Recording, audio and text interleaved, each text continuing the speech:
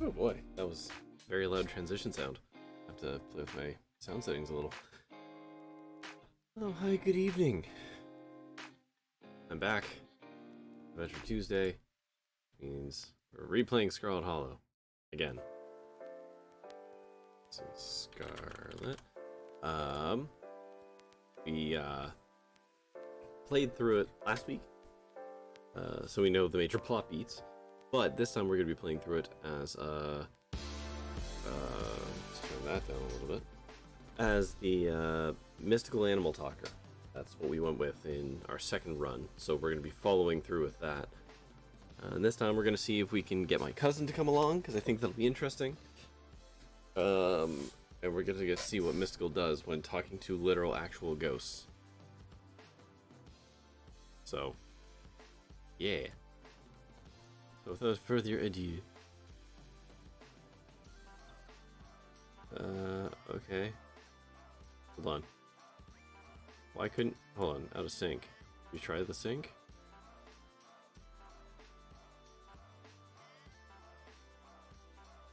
I don't know why I can't... You know, I'm gonna kill Steam and relaunch it. I don't trust what that's saying. I don't want to lose saves. That would be very bad for me.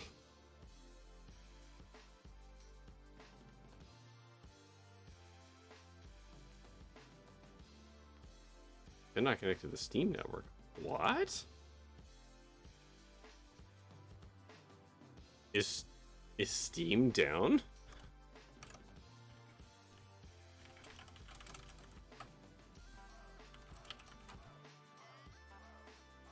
Let's see. Oh, yeah. There have been some reports. Okay. Let's try this again. Scarlet Hollow. Okay, there we go. Whew. That was spooky.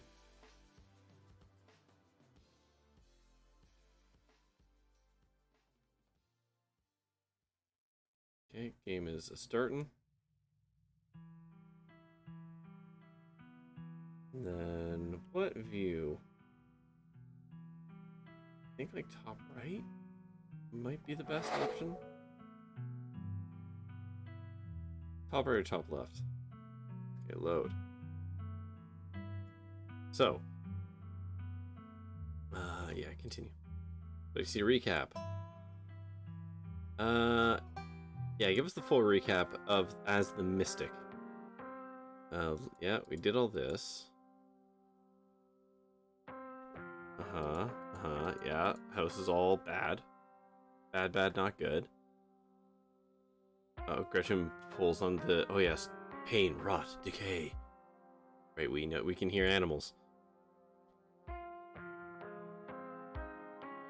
And yeah, he wants the gun. Gretchen pulls on the harness. I saved the dog. And Duke ends up getting his jaw shot out. Oh yeah, and the cops. Okay. I literally forgot about half of that. Yeah, we learned about ditchlings. And we went to bed at home. Oh yes, our little possum friend. Stay out of trouble. Wants us home by sunset. Yeah. Talk to Avery. Oh yeah, doing nerd book stuff.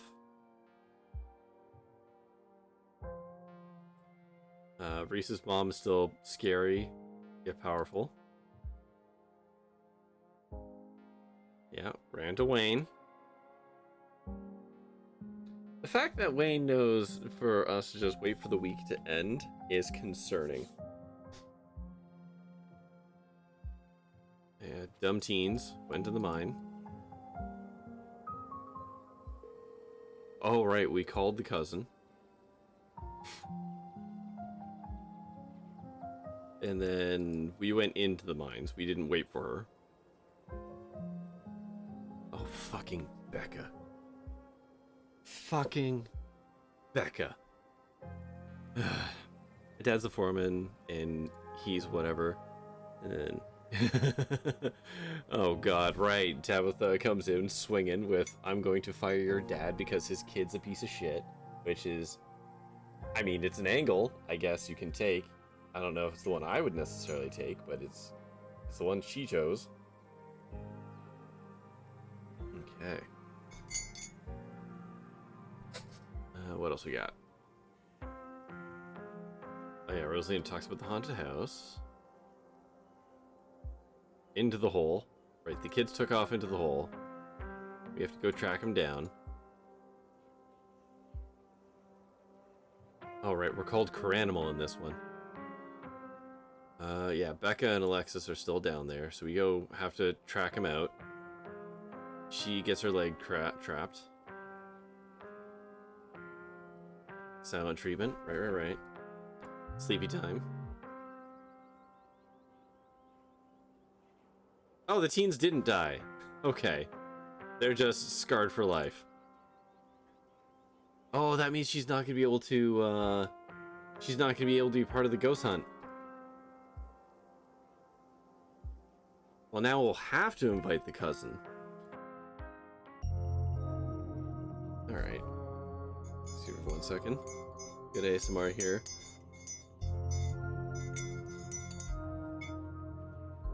I came a little more prepared this time. For all the voices. I have hot honey lime water. Okay. It was the near teen murder. We just went through the summary of it. It reminded me that no teens died, one got maimed. And the other one is probably emotionally scarred. But Becca sucked, so that's fine. Also, good evening, Pokemon Freak. Sunshine filters in through the dusty windows of the estate as the dull aches of last night's activities throb in and out of focus. But as I was saying, I realized because one of the teens got maimed, she's not going to be able to be part of the ghost hunt, probably, because she's going to be all, like, in a cast. So now we'll have to invite our cousin, because we need the numbers. You managed to survive a second night in the town of Scarlet Hollow. Well, let's talk to our possum friends. Okay. No showers for us. I'm a dirty goblin. I'm never showering again. There's no way I'd feel... Yeah, you know what? That's right. Fine. There's no way I'd feel clean after going into that shower. Your mind flits back to the last time you used the guest bathroom. You can't imagine that taking a shower in there could possibly leave you cleaner. Time to start your day. Check on Dustin. There's two of them now. Morning, Dustin. Who's your friend? Birthday, Mom. She come visit. Hi, Dustin, Mom. Gotta stay with Dustin until glass house empty. Thank you, Hoopa, for taking care of my boy. Hold on. What? What's going on in the glass house? Asshole squatter moved in, kicked Dustin Mom out. Squatter tried to eat Mom. Squatter evil. Is someone throwing stones? I hope not. Squatter may be asshole, but squatter not evil. They just try to survive, just like all creature. Dustin still have much to learn. Alright. I had a bad night. Can you console me? Was because of Cat Monster. Dustin was scared too. If Cat Monster would eat Dustin, Cat Monster would have to go Dustin through at Dustin Mom first. Dustin Mom will kill. Then Dustin and Mom eat like kings. It's nature. Okay, cool. Bye. Okay. Alright. Look out the window. We did this last time. Same view. Alright. Check out the closet. We already know the doll had not moved. Why does Dustin have a name but Dustin Mom is Dustin Mom? I don't know. Maybe her name was actually Mom and it's just a coincidence. Like, maybe that's how it works. Like, I don't know. Her name was Dustin Mom. She named her son after her. Maybe they just come from a long line of Dustins.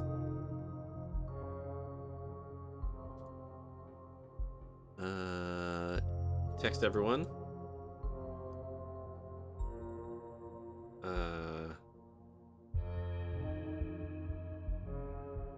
How you guys holding up? Textella.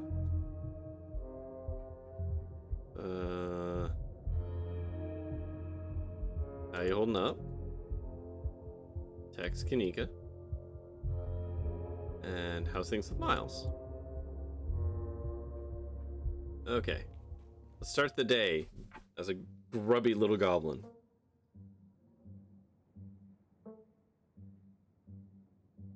It has been a week and I've already forgotten her voice.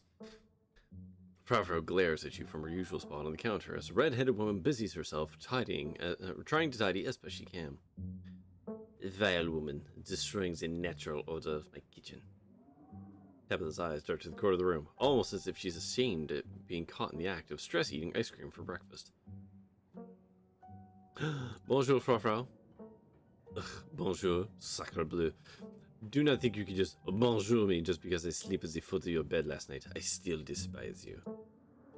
3 humans at once. This is abhorrent. You stink. Your stink will linger here for hours. How am I to bear it? Talking to my cat, huh? Are you sure you didn't get hit in the head last night? God, what the hell? I need to look up what she sounded like, because it's gonna bug me. Because I know I did a voice for her, and it was okay. Give me a second. And we're scrolling. And we're scrolling. Here it is. And I'm hitting play. And I'm pausing. And then I'm playing. Scrubbing. Okay, here we go. What did I sound like? I'm afraid I'll have to pass.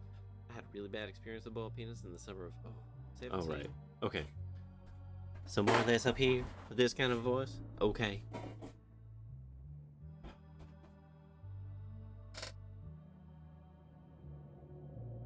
Give me a second. My wife is getting baking things. It's our kid's birthday tomorrow. She's doing some baking. Baking that stuff. Oh.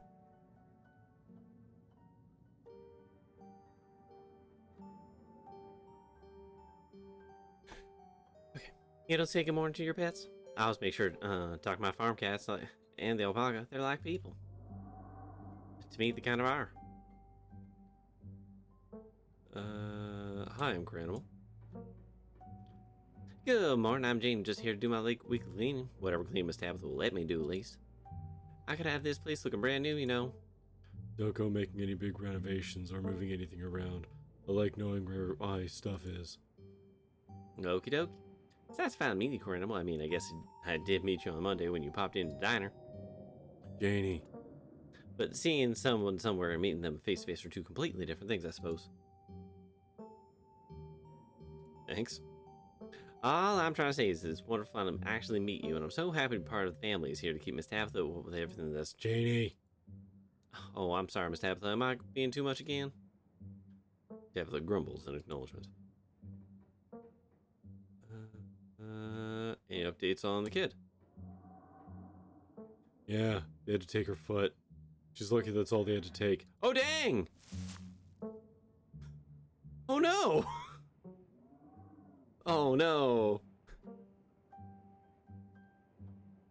Tabitha takes one last spoonful of ice cream, then discards the empty container, turning to you with her trademark scowl. Let's get going. We've got an errand to run in town. Every time I've left you here alone, something terrible has wound up happening, so you're coming with me.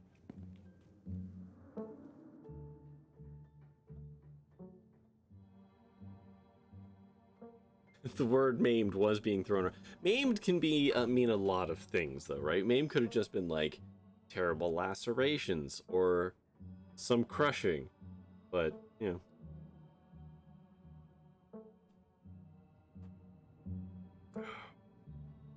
know. Hold on. You can't just tell me Rosalina lost a foot and move on from that like nothing happened. Just because something terrible happened to someone doesn't mean the life doesn't go on. Life has to go on. And let me assure you that what happened last to that poor little girl weighs heavily on my mind. That kid was brave. If it were up to me, we would have dragged her out of there and hoped for the best for those other two. Now, shall we go? Would you rather keep bombarding me with guilt for something I personally begged you not to do?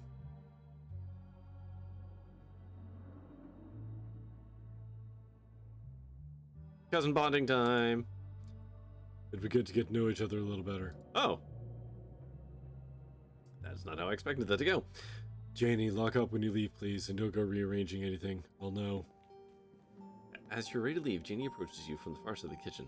Tabitha remains between the two of you, impatiently tapping her foot. Oh, Caranimal, before you go, I heard about what happened last night. I mean, I heard about before Miss Tabitha mentioned just now, and I just heard it again. I just wanted to say that I'm sorry you got caught up in all that. I'll be praying for Oscar and poor little Rosalina. They're such sweethearts. Could have happened, nice people. Well, we're mystical. Last night was an unavoidable tragedy, but I'm afraid there's more to come. Oh dear, that sounds just dreadful. Have you considered stopping by the church at some point this week?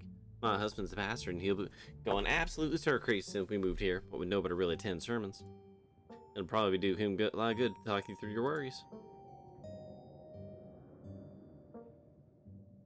You know what, I'm going to go with the speed dial. Having a pastor on a speed dial is always handy. Debatable. And my Daniel is a wonderfully talented pastor. Also debatable. Enough dawdling, we're leaving. Jesus Christ, Tabitha.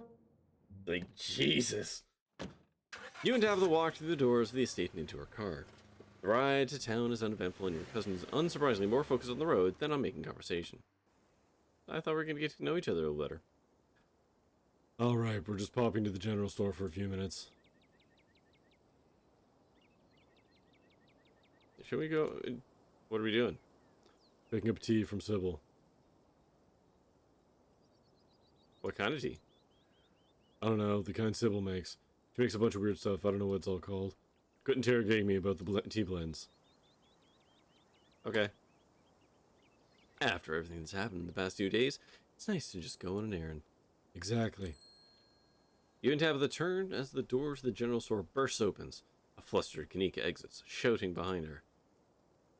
Fine, okay, keep coddling him. Keep letting me away with stuff you never would let me so much as think about. I'm sick of carrying this family. Kanika storms off, the door slowly drifting shut behind her. People and their drama. More people kept things to themselves, they'd be a lot happier.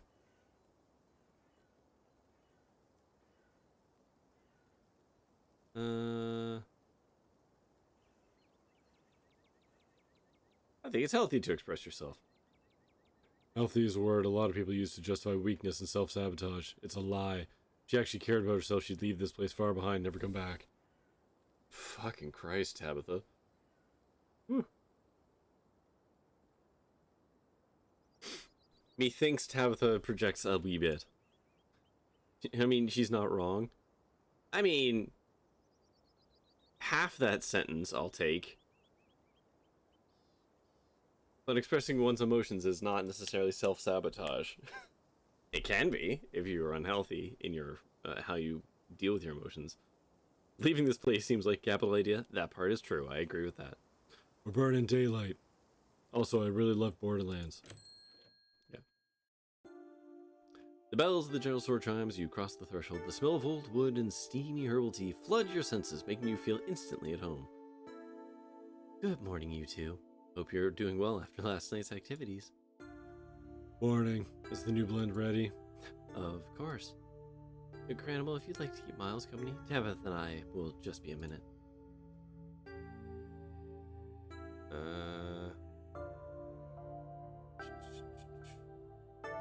Can I have some tea? Oh, sure, if you're willing to wait a bit. I wasn't expecting to entertain, so I didn't put any water on. I'll go and do that now. Never hurts to have a fresh hot water on hand. Can we get this over with first? Of course, of course. Priorities. Okay. Hey, Miles, what's up? Before you finish your thought, you're halted by the tinkling bells now. Oh, God. Ah, God damn it. What were these guys' voices? All right, back to the video. Hold on. And we're scrubbing, and we're scrubbing, and we're scrubbing. Here we go. So, I remember Duke. I think Duke's son was just a variant on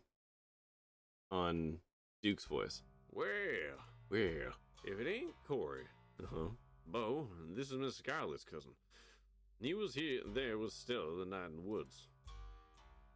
I don't, fuck. Come on, you can't keep doing this to me, game. I like how I complain about new characters and then I figure out a voice for them and then forget instantly. It's a pleasure to meet you. Pleasure Sir, to meet you, my sir. name- My name's Bo, I'm Duke's boy. Okay, there we go.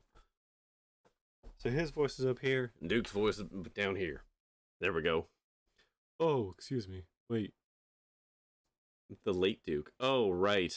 Oh, right. We don't get graced by Duke in this one. Hey, sorry about that.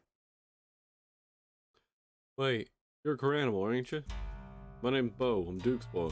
It's a pleasure to meet you. The policeman told me you saw what happened to my daddy. That seems like a weird thing going up.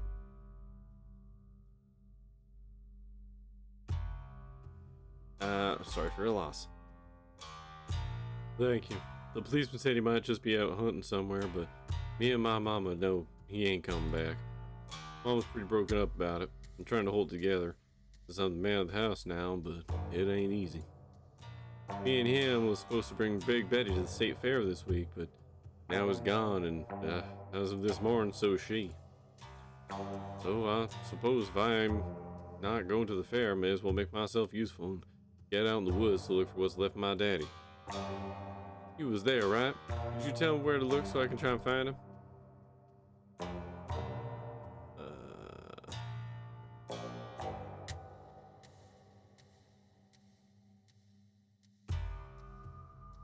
I feel like I should just tell this guy.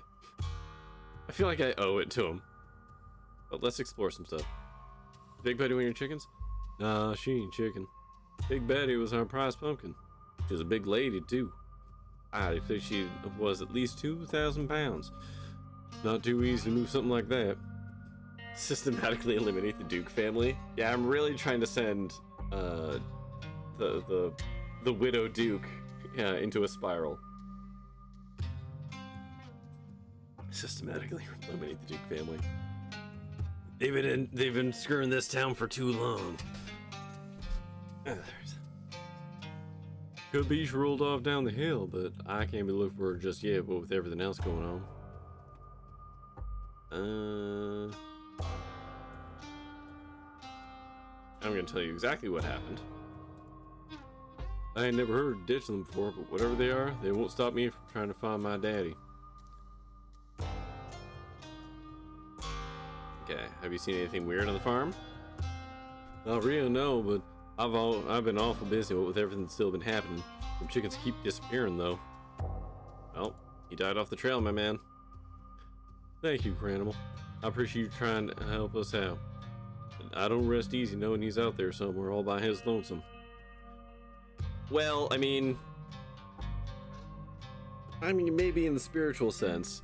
In the physical sense, I mean, he's got 2 shells of buckshot in his literal brain, so, like, I don't think he's too broken up about it. Please tell Miss Scarlet I'm sorry about her mama. Tabitha and Sybil are still in the tea room. Your phone buzzes. Oh my god, I overslept. He's quite broken up. In the physical sense, yes.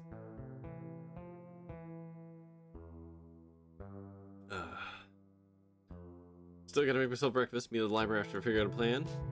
And if you want to come over for breakfast, would honestly love to hang out. And can you, if you want to hang out before the library and parked in the abandoned lot? Alright.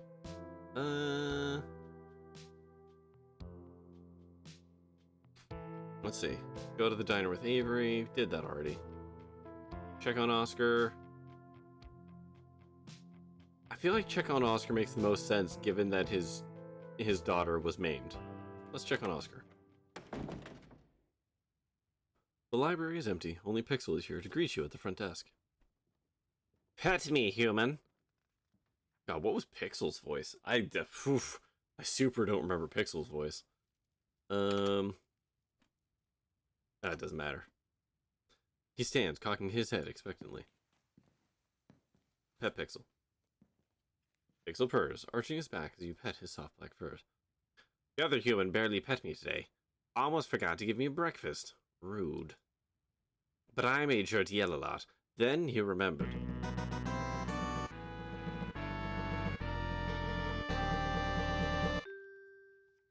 I never get raided, and I love hearing the Earthbound raid sound. Lord Lost and Found, raid of the channel for viewers. Hello, welcome, everyone. How's it going? Let's do a little quick follow. There's no music in this exact moment. It feels very weird. Let's see. That command should work. Hey, the pedestrian. I don't know what that game is at all. I'm gonna have to look that up. Well, thank you for the raid. If it's your first time here, which is likely, I'm Corey. I'm a variety streamer. I stream Mondays, Tuesdays, Wednesdays, and Fridays. Different kind of theme every night. Today is Adventure Tuesday, so I generally play point-and-click adventure games or narrative-driven games, stuff like that. And tonight we are playing Scarlet Hollow, which is a game by the wonderful Abby Howard and her partner. Chapter 3 came out in, I want to say late March, mid-March, somewhere around there, but I'm only just getting to it. So this is actually our second playthrough of the chapter. I'm playing as a different character who's made different choices. Gotta enjoy those branches. And yeah, feel free to hang out, participate in chat or don't. You know, join the Discord or don't. And hopefully you have fun, enjoy yourself. Anywhoots. Also, I do a bunch of voices. They're not all good, but I do a bunch of them. He's in the back room, sitting in the dark, talking to a little rectangle. He cares about the rectangle more than he cares about Pixel. Almost on cue, you can hear Oscar's animated voice echoing from deeper into the library. Okay, follow that voice. You follow the sound of his voice, navigating through the shelves and making your way to the back of the library. You glimpse him through an open doorway. It's just like Pixel said, he's talking to someone on a video call. Oh god, what's his voice again? This was kind of Jimish, right? I say that narrowcasting to the one person in chat who would know that is. I hope the food isn't too bad. It's been okay. Rosalina doesn't seem to mind. They keep bringing me Jello. I love it here. But Dad, I miss you. When are we coming back? Well, the nurses just need to make sure your living situation's all squared away. Then I'll come and get you, Rosa. Just a few more hours. Hey, is that... Oscar practically jumps out of his skin as he turns to see you. Oh, hey, Cranimal. I didn't hear you come in. You play by rearranging and reconnecting public signs in order to explore. It's really fun. We got about halfway through in a couple hours. After I gotta go to bed, it's like 3 a.m. That's fair. That actually sounds really cool. I'm gonna have to look that up. That sounds like a fun mechanic. Yeah, hey, thanks for bringing some people by, and you have yourself a good sleep. 3 a.m. You must be in England? Yeah, that sounds about right. England, Scotland, somewhere on those isles. Anywho's, thank you for stopping by. Oh my gosh, put him on. I think she wants to talk to you. I don't do both. Stare silently into Oscar's phone. Oh, hi, Rosalina. You saved our lives last night. You're like a hero. I owe you big time. I should bake you a cake. Oscar turns to whisper to you. She's on a lot of... Oh, hold on. I don't even know how to do this voice and whisper. Hold on. She's on a lot of pain meds right now. Okay. She's on a lot of pain meds right now. She's been talking about baking you a cake all morning. But for real, thank you so much for coming back for us. I don't even want to think about what would have happened without you there. Dang, doctor stole my foot, but don't worry. I'm gonna get it back. Can Jim whisper? I don't know. To be fair, I don't know. I don't think he's ever done it. That's my foot. They can't just take my foot. I love the squint. Take care of her for me, okay, Alexis? I'm gonna get back in just a few hours. Rosa, be good while I'm gone and get some rest. I don't want to go home. They give me unlimited Jello. It's great here. I can't leave till they give my foot back. I'll make sure to stock up on Jello. I love you, Rosa. Bye, Mr. Gutierrez. Oscar sighs as he hangs up the phone before looking at you with a tired smile. Hey, Animal, you're here early. Anything I can help with? Jeez, dude. Yeah, you're asking if I need help? Yeah, that's true. I guess it's a force of habit. Asking people if they need help, that is. Let me try that again. What brings you here, Animal? You know what? I just want to check on you. That's very thoughtful of you, Animal. I think I have a handle on things right now. Still, I wouldn't mind some company while I get the room together. I was hoping they'd be able to deal with our ghost problem before Roso's discharge, but they apparently need her out of there today. That's fucking buck fucking wild. This child maimed last night in a mine shaft collapsing. They have to take her foot and they're trying to get rid of her today. What? Guess insurance doesn't cover it. No, he's a government employee. They should have good insurance. And amputation and discharge in 24 hours. America. Yeah, but again, he's a government employee, right? So he should have way more coverage. The American healthcare is a lot more efficient, only for the rich. I suppose it gives me something to do to feel useful, but this place isn't for a child, and especially not one still recovering from a traumatic injury. Why are they discharging her so soon? I thought it was odd too. It just doesn't seem right. Not after the kind of trauma she went through. But it sounds like there was some big bus crash last night. They need the beds, and supposedly there's not a lot they're doing for it at this point that can't be done here. Oh. That's cool. Cool. Also, hi, Cool. It's not what I would have done, but I hope they're alright. I'm sorry, did you just say bus crash? That's all I know. There's some big accident north of here, and it's pushing the local hospitals to capacity. Just do the amputation at home. That sounds like TikTok hack for the frugal Gen Z. Just do how to do the amputation at home. All you need is a saw, a belt, and a fifth of whiskey. What a week.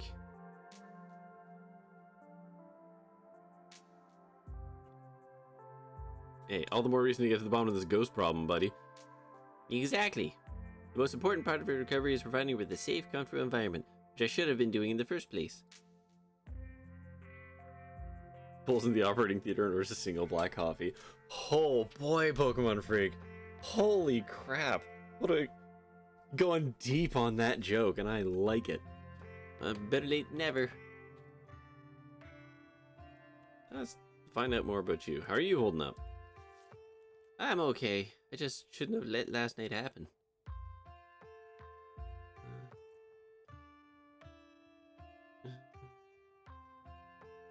Being a parent isn't about making sure nothing bad ever happens. No one has that much power. You can be supportive when bad things do happen and help her learn how to cope with anything life throws at her. That's healthy parenting. Thanks, Granimal. That's honestly something I needed to hear. I still feel guilty. Probably will for the rest of my life, but well, we can get through this. Can't keep dawdling on what could have been done. The past is the past. It happened. The only thing to focus on now is her recovery.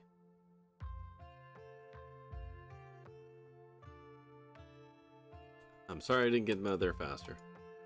No, you heard her on the phone. She's thankful you did what you did. She's also high as balls, man. And so am I. It's hard to even think about what could have happened last night if you hadn't been there to help. She sounds like she's doing well, things considered. She's, like, absolutely tripped out on morphine. I don't think she realizes what's happened yet. We'll have to see how she takes things once the painkillers wear off. I don't know how I'll be able to comfort her when she finally sinks in. How can I? I have no idea what it's like. They didn't put this on the How to Be a Supportive Dad manual and the hospital hands out after every birth. I didn't get one of those. I'm gonna be honest. I just thought she'd have a broken leg. This is now Corey talking. They couldn't save it. They said it was too damaged. The doctor said I shouldn't blame myself. Adult teens do all sorts of risky things. But I'm her dad. What am I good for if I can't keep her safe?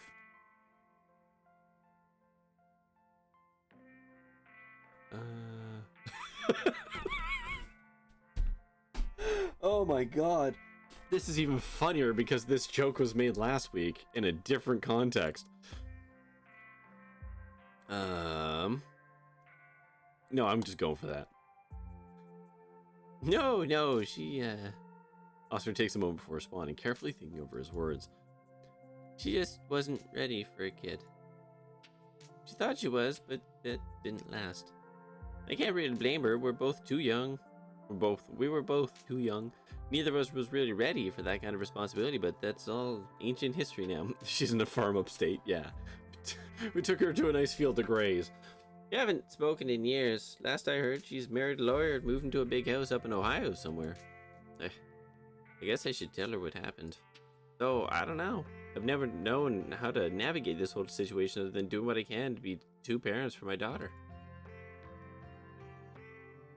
Does no one in this town have two parents? Most people have two parents, Corinne. But now that you mention it, you know, I actually haven't given much thought. They must though, right? Like, let me think for a moment. There's Tulip. She's got Janie in the past her. For now. Alexis and Becca both have married parents. And Zane probably has parents, but I've never met him. Oh, and I grew up here with two loving parents, may they rest in peace. So you have two dead parents, Oscar. You're right, though. There does seem to be a trend. I guess that's what happens in a place like Scarlet Hollow. No one's allowed to have their happy ending.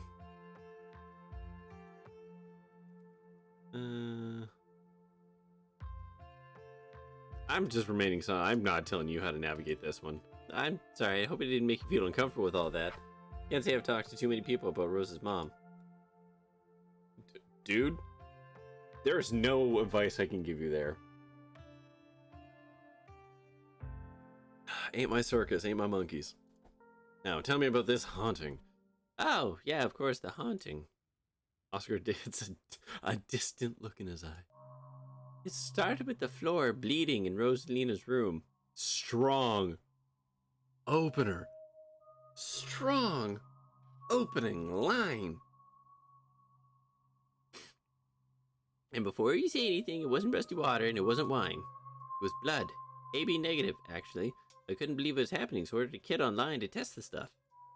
And then I started seeing the figure. I could never get a good look at it, but I know when it was there. It was just a feeling I get, like someone's just about to stab me in the back, and I turned around and see a flash as if leaving the room. Just enough that I knew there had been someone there. Just thinking about it makes me want to hide under the covers. Oscar pauses, lost in dark recollections. The clearest look I ever got was one night when I was coming back to the house after doing some reshelving. I saw it, plain as day, standing in a doorway, silhouetted there, like there was a light shining behind it. Couldn't make out the face, obscured in the shadows it was. I thought I heard it say something. A name I couldn't quite make out. It sounded like a question, like it was asking if I was that person. Eddie, perhaps? Then its head caved in. Oh, Voisey. He paused again before coming back to himself, pushing the memory away. That was the last night we stayed in that house. As soon as that thing disappeared, I got Rosalina out there. We've been in the library ever since.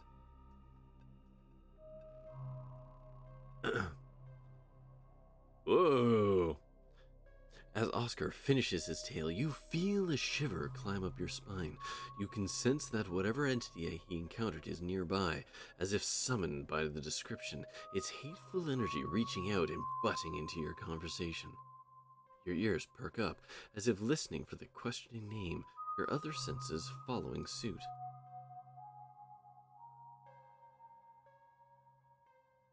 Oh shit, yeah, it's here, listening to us. Oh man, I love mystical because it is so... Everything the mystical option is creepy sounding. Also, Pokemon Freak, I should ask, how's my mic volume today? Do I need to go up, down? It is? Sounds good? Fantastic. Oh, I'm gonna dress this spirit. Your reign over this place ends tonight, foul apparition. That's right, Spectre. We're ending this. Enjoy your last few hours of fun life. After tonight, you'll never be able to bother me and my daughter ever again. I have terrible news, Oscar. This is Corey from the future.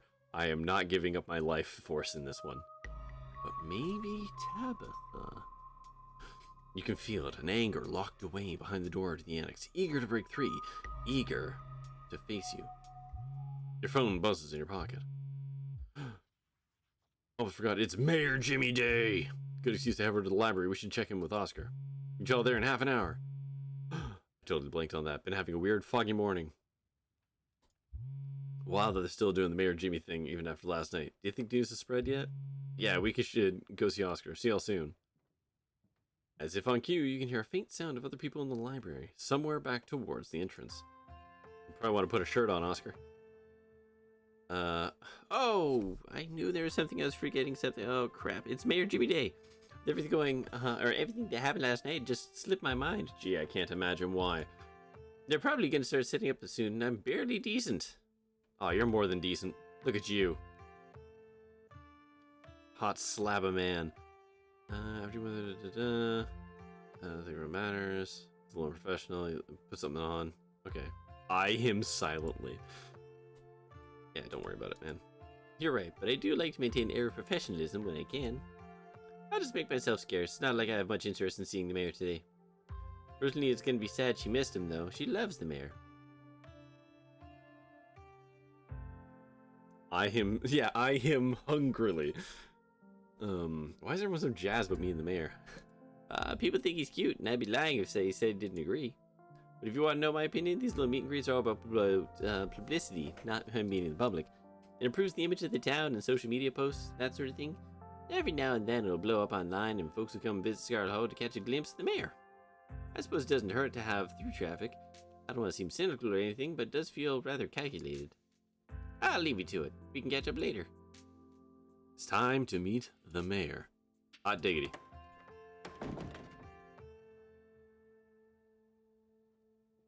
You leave Oscar to his work and make your way back to the lobby. I just got some achievement there. It's busier than you've seen it. A small crowd has formed in the corner of the main foyer. Yes, you're here. Hey. Yeah, the whole gang's here. I've been waiting to introduce Cranimal to the mayor for like the entire time I've known him. Oh, it'll be worth it. Trust us. Alright, shall we? Please tell me that the pug's gonna flirt or something.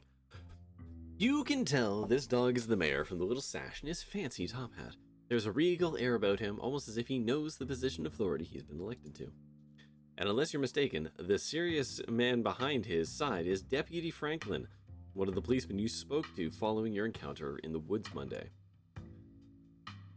Okay, I need a voice for the dog, and I need to blow my nose. Give me 1 second whilst I do both of those things.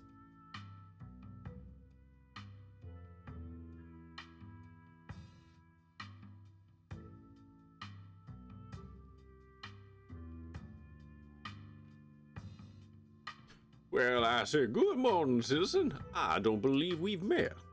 He holds out his paw as if to shake your hand. It's lovely to meet you, Mr. Mayor. You take his little paw in your hand, but the burly security detail stops you. No paw shaking. Only head pats and ear scratches allowed. I must apologize for my security detail.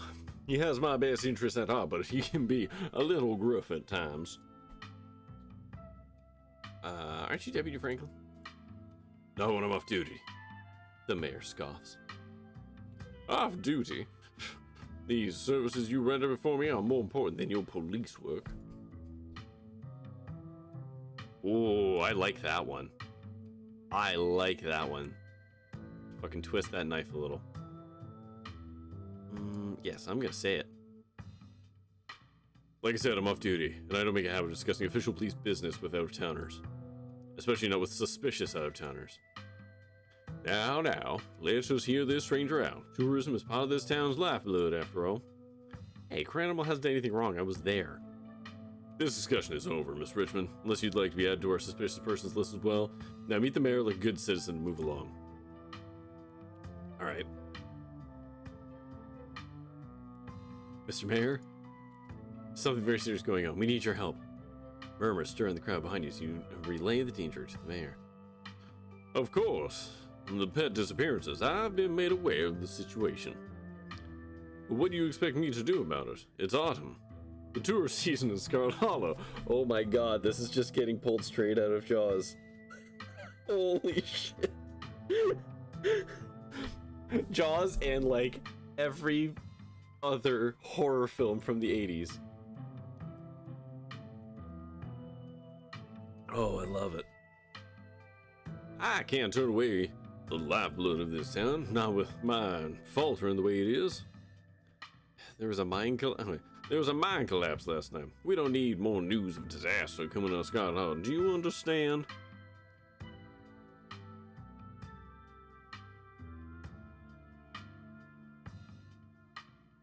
People were just watching Don't Be So Suspicious. Hey, how do you know about what's going on? I am the mayor. I keep up to date with what's going on among my constituents. And while it is unfortunate that there seems to be something amiss in Scarlet Hollow, I am a pillar of this community. I need to present myself as strong, calm, and collected in the face of danger. Otherwise, might cause panic. And nobody wants that, right? Oh god, what was Gretchen? Gretchen was like a Southern belle, right? I've heard just about enough out of you, Jimmy. Look at you, putting on a show in front of your adoring fans while the dogs of this town are snatched up by monsters in the woods. Yes, the female counterpart, pretty much yes. Hoping the humans will clean it all up for you. When are you gonna finally do something meaningful for the hairier citizens of Scarlet Hollow? Now, Miss Gretchen, there's no need. Scraps would never let those things prowl the woods for so long. And yet you sit back, waiting for the humans to notice and let more innocent dogs suffer. You know I almost lost my life to those things the other night, and my goodness, haven't you heard about poor Duke? Now, Gretchen, a lot of those weird old dogs, it's fair for me to assume they simply went to the big farm upstate. Don't you dare talk to me about old dogs.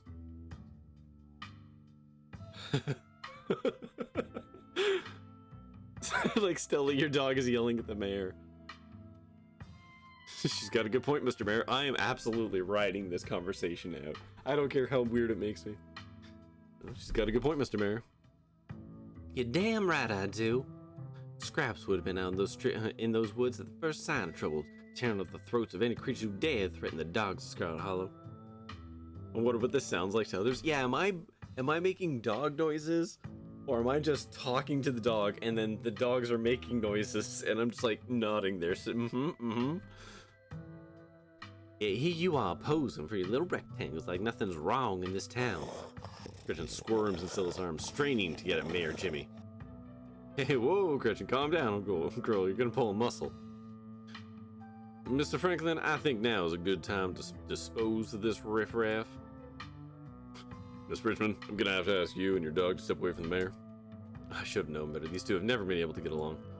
Grandma, you've got to fill me in on their feud later. I've always been curious about why Gretchen gets so fussy near Mayor Jimmy. This Mayor Jimmy fucking sucks. I'm glad I didn't try and pet him. The breathing? Yeah, well, pugs were man's greatest mistake. Stella walks off, still struggling to hold Gretchen as she shouts insults back at Jimmy. Ain't great, ne'er-do-well, you dog. Kanika is quick to follow. Okay, bye. Oh my god, I love that the mayor is a mayor. It looks like everyone else is already talking to Oscar in the next room. Oh god, I don't even remember this guy's voice. I know I did a very strong southern drawl for him. Oh, here we go. But I think it was kind of higher?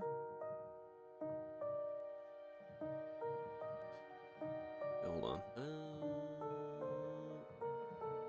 Cool, I just made a phone vibrating on a desk noise. Yeah. Like their beloved relatives are watched over them, even in death. So close to the mayor's voice, but not quite as deep. Okay.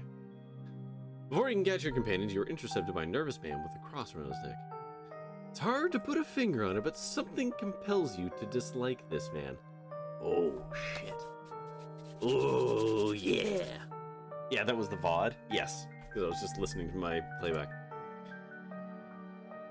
Sounds like old Gretchen, the mayor, may have some unresolved issues, wouldn't you say? Pastor Daniel, I take it you're a core animal? Everyone's been buzzing about you. I'm so sorry about your aunt. Aunt? But I'm sure she's in a better place now.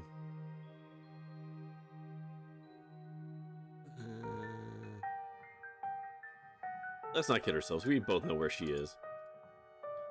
Oh, I'm sure she wasn't that bad. Most people are good deep down inside. It's best not to speak ill of the dead. Talk to animals. The mayor is a huckster and a fraud. The bastard cares more about tourism than the fate of this town. I'm absolutely doing that. Bastard goes quiet for a second, his face suddenly white as a sheet. A smile fades from his face as he stares at you intently, studying your... Can he talk to animals too? Are there others? Oh my god! There are others! You too? He glances at either side before continuing. I thought I was the... Is he 3 dogs in a human suit? I mean, maybe. You can't discount that entirely. I thought I was the only one. Please, come visit me at the church soon. Seems like we might have a lot to talk about. Not really. You can talk to animals. I can talk to animals. You have a creepy, weird past. I don't want to know about it. Oh, but he... Oh boy, he buggered off there. Interesting. We touched a nerve. Alright. That was interesting. You find them already talking to Oscar deeper in the library. Hey! Oscar just caught us up on the whole ghost situation. I'm so pumped, it sounds like we get some actual evidence tonight. Are sure we want to do this when the sun's gone down? Why don't we just go in now, when it's not dark and I'm less likely to wimp out?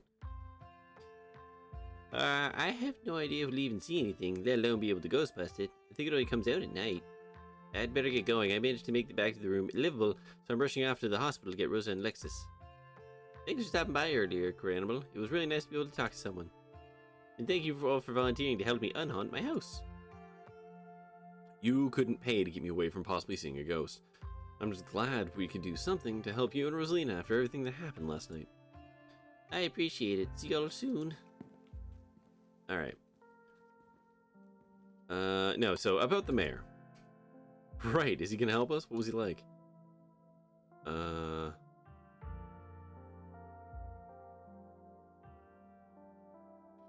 He cares more about tourist money than protecting the town. Does Scarlet Hollow even get tourists? Kanika laughs. Well, we get a few. Who all come to see the mayor. The plot thickens. I met Pastor Daniel. It was only a matter of time until he tried to pull you aside for about grief counseling. When my dad died, I had to ban him from the general store for a week. He wouldn't stop leaving these little pamphlets at the checkout. I didn't know how we'd find so many. I think he comes off a little weird because he shares my gift. Wait, you don't mean... Yeah, he corroborated some things that the mayor told me. Okay, assuming for a minute that both of you and Pastor Daniel have magical power of speaking to animals, I don't think that's enough to explain how weird the guy is. For instance, you don't make my skin crawl, and he does. I mean, that's fair. I wonder how many people out there share your gift. There's so many implications. There's dozens of us. Dozens of us! I'm going to continue to pretend that Cranimal is just really good at reading animal body language. I don't think I can handle many more world-shattering revelations this week. Kanika? Come on, dude! We've seen creepy creatures, Wayne, the weird-ass hauntings in the... Come on! Me talking to animals is too much? I wonder if the pastor's cursed. I felt something odd when he came up to me. The way everyone dislikes him seems excessive, unnaturally excessive. Okay, I know this is weird coming from me, but not everything in this town has to be spooky for supernatural reasons. Some people just give off bad vibes. Agreed. We're all allowed to dislike him even though he hasn't done anything wrong. That we know of. Do you mind if I invite Tabitha for ghost hunting? Please don't. Oh my god, yes. Can you imagine how much fun that would be if she actually shows? So come on, I know you think you have some sort of bond with her, but she's awful. She isn't even nice to you. You just haven't given her a chance. Maybe if she comes tonight, you'll finally get along. No. I'm inviting her. Kanika sighs as you shoot your cousin a text and invite her to the evening's ghost hunt. Alright, you invited her. Let's not get into it. We're lucky she'll be too busy at the mines to even show. Aw, don't say that, Neeks. If we're lucky, we'll have another opportunity to forge a bond of friendship between the two of you. What about Avery? Oh yeah, totally. I don't know why I hadn't thought of that. I'm sure he'd get a hoot out of it. Yeah, I can't say I mind having a calming presence with us tonight. We won't be much help to Oscar if we start jumping at our own shadows. Cool, I'll text him on the way over to Reese's. Alright, head to Reese's. Oh boy, I cannot wait for what mystical bullshit is gonna come up from this. You once again find yourself in front of Reese's house. A cold hesitation grips you as the group building looms over the hilltop. Though it's only early afternoon, it feels much later, the sun already sinking behind the tall mountains that surround Scarlet Hollow. Well, we're a little early. What if the Dr. Kelly yells at us? There's no such thing as early when you're hanging out with friends. That's just extra time you get to spend together. Okay, but what if she yells at us? It's too late. The door swings open. Hey. Reese! Oh my god, dude, it's been ages. You must be Cranimal, right? I've heard a lot about you. Stella's been relentless about making sure I got all the Cranimal updates. My goodness gracious, there's something that smells terribly off about that boy. Get away from my Stella, you fiend. This is different? Is it? Oh, didn't the mom answer the door last time?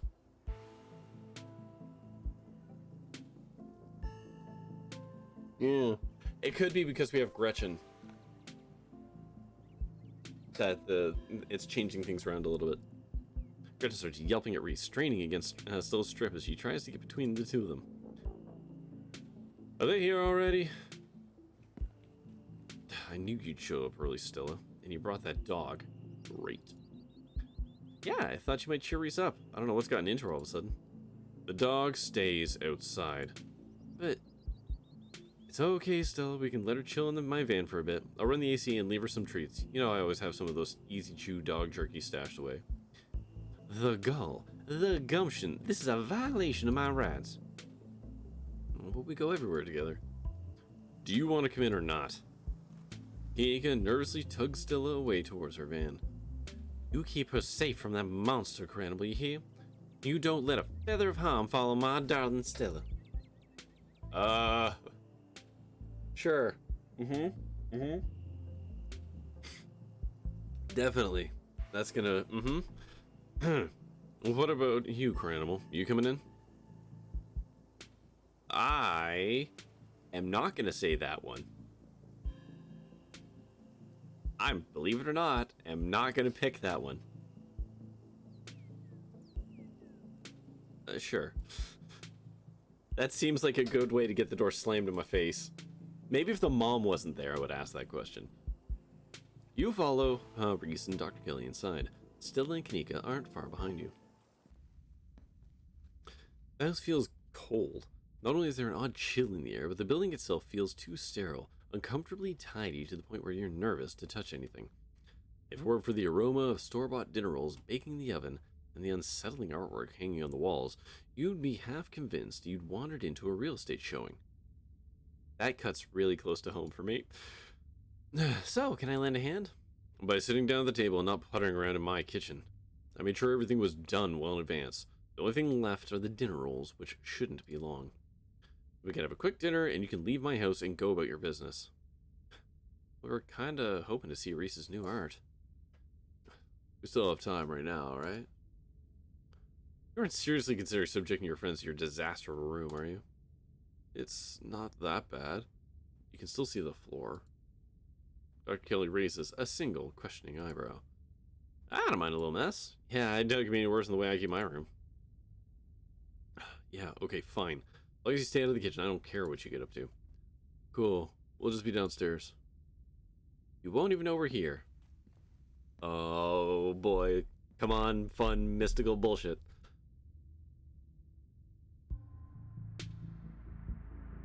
Like these things, these are the ditchlings, right? That he's been painting. Anyways, the basement is what you might expect out of a tortured artist who spends all his time confined to his studio. Discarded canvases line its edges while trash and sketches leak out from their piles in the corners of the room, hiding the bare cement floor. Ghoulish faces coat the wall in paint, sneering out at their creator. Your mom is so scary. I also noticed the sticky notes all over all her eyes. She can be a little intense, kind of overprotective, which I guess makes sense. Anyways, make yourselves comfortable. You'll have to forgive the mess. I've been distracted lately. Haven't been cleaning much. Anything mystical? What? No mystics? Your mom is scary, bud. I think she used to be less scary, but maybe I was just oblivious as a teen. Speak for yourself. It's possible she's gotten a bit of an edge lately. I think my condition's been stressing her out a lot. It used to be something she thought she could fix, but I think she's kind of accepted that it's just something we have to manage. And even if she's a little harsh, she means well. She's just looking out for me. Say something you from your friends looking out for you? I don't think. Did she do that?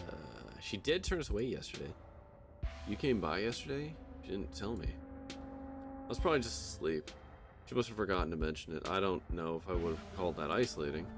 She didn't want to wake me up. I don't think that's her being controlling or anything. Well, not to cast any doubt on that, but she did say I couldn't bring any food. She knows that I know how I show... She knows that's how I show my friends how much I appreciate them. And she knows I can work around all kinds of allergies and intolerances. Not gonna lie, it felt weird. I don't know. My body's pretty particular when it comes to food.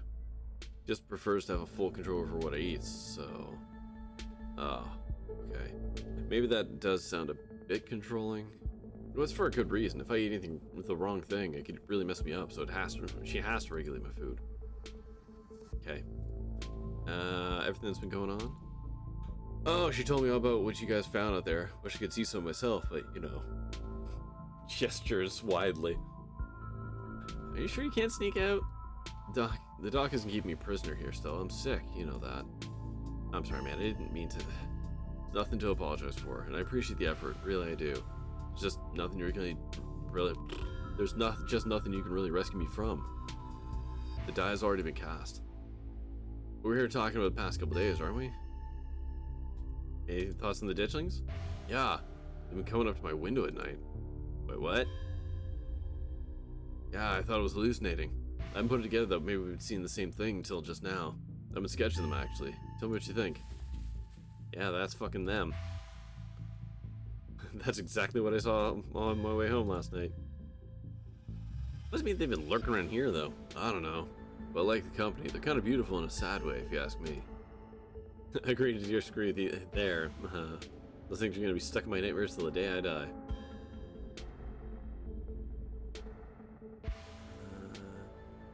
What do you think's going on with Wayne?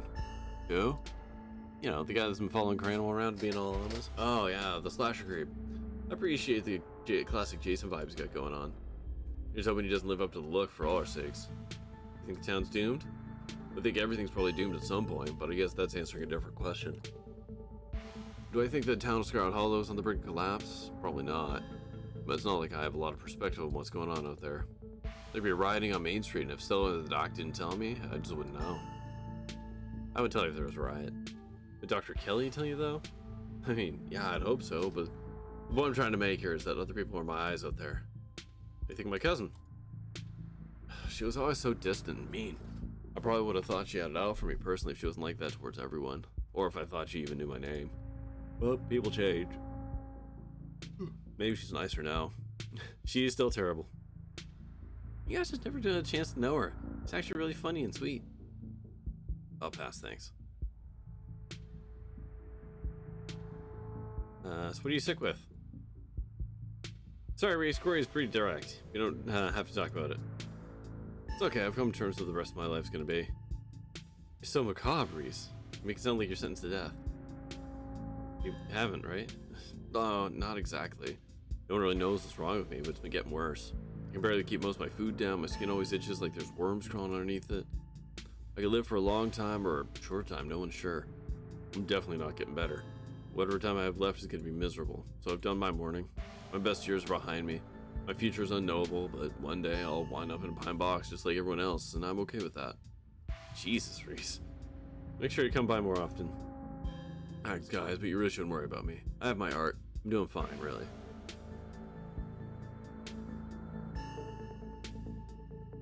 We're all gonna be worms.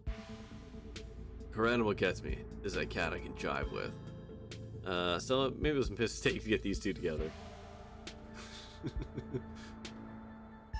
Okay, your art. Each piece exudes a sickening miasma. It's like you can feel something squirming behind the paint, the brushstrokes acting as steel bars trapping some anguished being within. I feel the emotions put into these. They're writhing just behind the paint, radiating pain and anguish. I know what you mean. I feel it too. When I'm working on them, it's like I'm channeling whatever's plaguing me into the paint. When they're done, I feel like I've been emptied out and all the vile things inside me have been sealed away on the canvas. That's why I make so many of them. Sometimes when I return to a piece, it's almost like I'm offering an invitation for those feelings to slither back under my skin. There's some pieces I can't even look at. I hide them until I forget they exist. I'd rather not let those particular feelings sink back in. Sounds like therapy? It's probably healthy. Yeah, art therapy. Sounds like it does you good. Being empty must be better than being full of bad thoughts, right? I think so. Works for me, at least.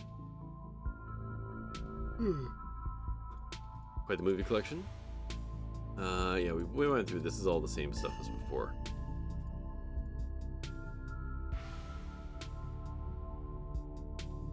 I'll take a rain check on the movie. Okay, so I'm just gonna get through these to get whatever new events here, because I don't want to go all the way to 1 a.m. to this time.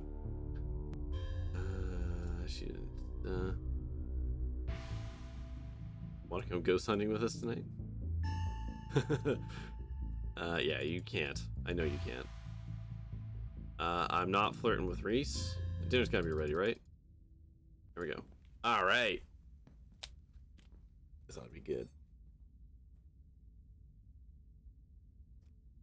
I've been so excited to see all of the things that Mystical's going to turn out in this particular chapter, because like this is Mystical's real time to shine. You know, I was expecting a bit more from the paintings, if I'm being honest. Okay, wash your hands with soap. I don't want anyone sharing germs at the dinner table.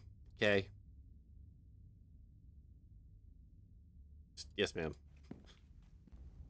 Oh yeah, but the door. Oh, tell me Mystical's going to give me something here.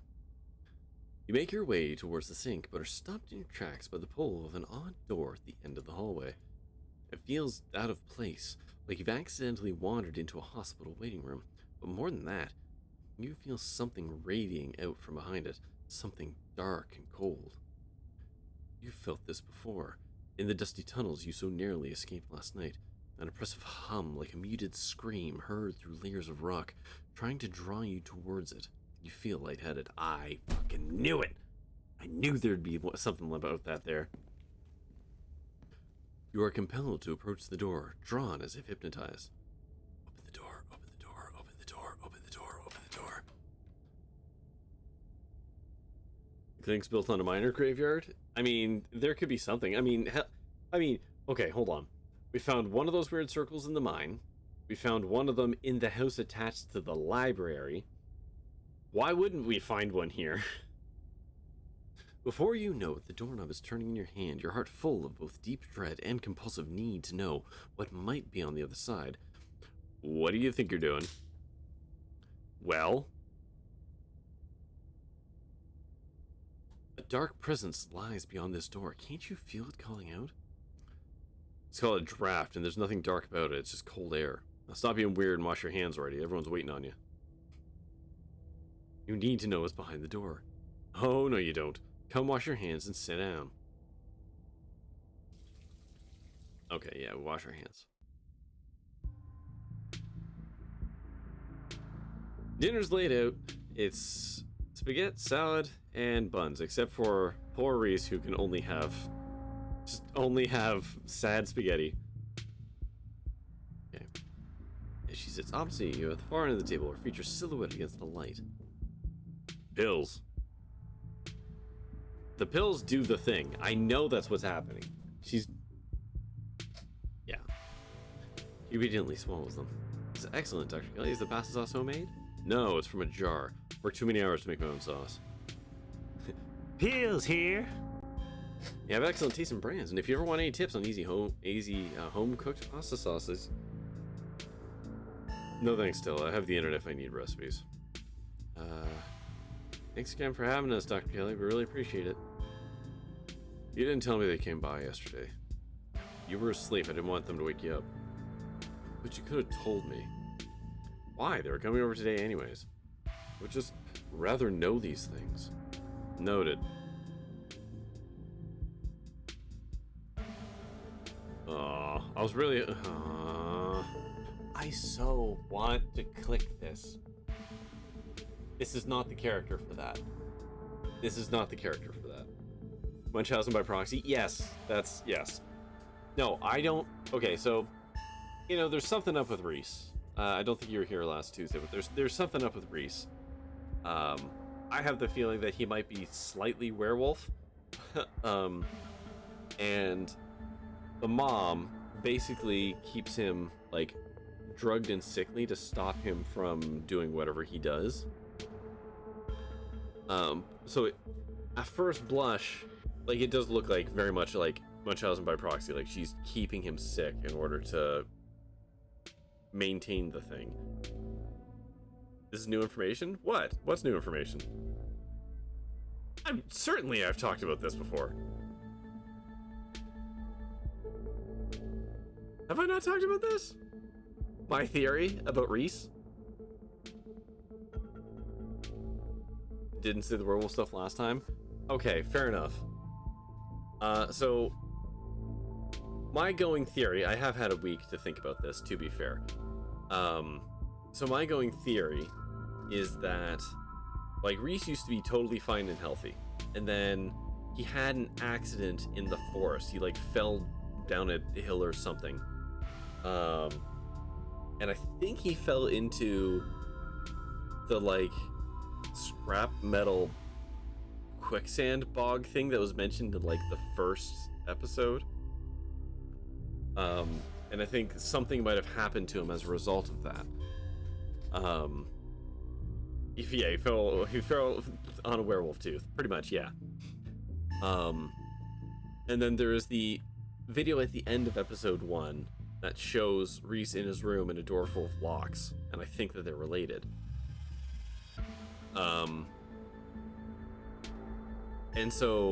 And then given the information from last week that we figured that, like, the mom is afraid of Reese.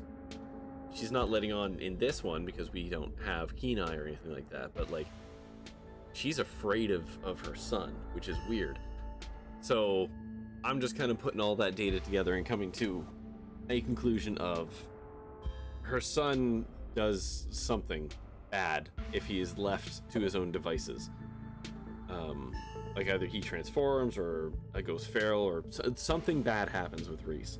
So she's put on this whole thing about him being sick, and having to give him pills and stuff that are basically keeping him in a weakened state.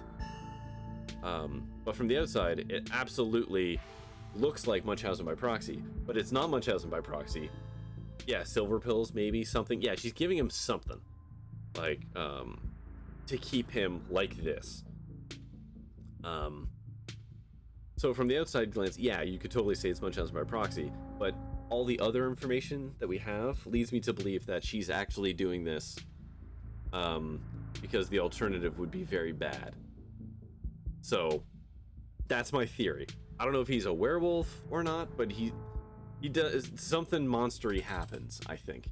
And I think it probably happened once. And since then she's like, oh, we're locking this down. Okay. So when I do my third run with my hot, strong idiot son that I'm gonna pile through this, we will click this option. That will be the option we use for the idiot who just says the things without thinking. So, about Reese. Small towns are full of drama. People meet when they're young and reckless and don't always work out long term. Oh, okay, so this is about how no dads. Plus, these hills are dangerous and jobs even more so. Things happen. Not everyone gets some fairy tale ending. Well, you can find happy endings anywhere, though. It doesn't have to be perfect, but people can still be happy even if bad things happen to them. I guess living in denial is a kind of happiness, sure.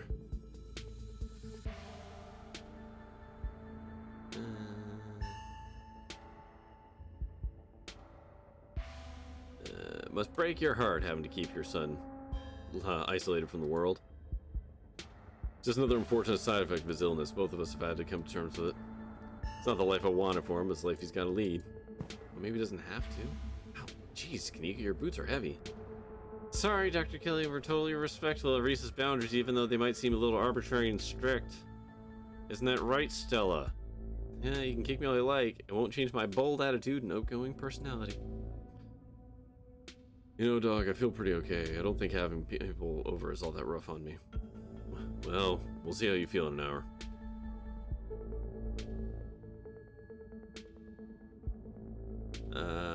What does he have?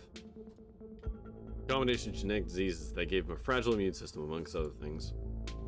It's too much to get into, a lot of technical terms that I have to explain. It's not good dinner talk, and it can't be pleasant for him to have to hear it again, so let's drop it. Exactly. Now that you've had your pills, you'll be sick soon. You know, I said something very similar to that because, small spoiler, he's about to get sick. Fine talking about it. I'd rather be talking about something else. He will get sick, and we will be ejected from the house. And once that happened, I was basically like, hang on now. He was totally fine. You gave him pills, and then he barely made it through dinner before, like, he had an acute attack of mystery pains. You feel the tension at the table starting to rise. Don't you find his art cool? He's a lot of skill, honed through practice and dedication. Can't say I understand a lot of his pieces, but of course I'm proud. Thanks, Doc. Small talk. Food's good. Then please send a letter thanking the mass manufacturer of the spaghetti sauce and pasta. I just heated them up. Fun fact with spaghetti, easy hack. If you have store-bought spaghetti sauce, like I do, because I don't have time to make my own. Fuck that noise. An easy way to actually improve the overall sauce is to add some just straight up just salsa to it. Not a whole bunch, but a little bit. It changes the flavor profile a little bit. And if you're up for it, wine or a little bit of balsamic vinegar can give it a nice kick. The more you know. I also tend to add extra garlic and herbs to mine because I want to be a stinky little garlic boy. But that's personal taste. I don't like wasted air at the dinner table, so please keep your vaguely plating niceties yourself while the rest of us finish our plates. Jesus Christ. Hey, why don't you want me poking around at the clinic? You seemed awfully guarded about me checking at the door. Because it's closed. Doctors don't usually just let people wander around their clinics. Of course, Dr. Kelly, we would never. I'm sure Crandall's just joking, right? You know, I can't say I've ever felt drawn to the place before, but the secrecy is starting to make me feel awfully compelling. Stella, don't you think of getting Stella, don't you think of getting ideas from Crandall? No one's playing hide and seek in my private offices. Not today, not ever. Phrasing? Crandall's, she doesn't need more bad influences. Yeah, but what if it's haunted? It's been built on an old Civil War hospital, right? Oh, there you go. See, Pokemon Freak, it is the haunted as all fuck. There's a TB clinic, too. Double haunted! I can't believe we never went ghost hunting in there. Are you sure you don't want us to check it out? A whole bunch of extra experience after tonight. It's not haunted, now drop it. The more you talk, the less you feel like you're having a conversation, the more you feel like you're treading on eggshells. I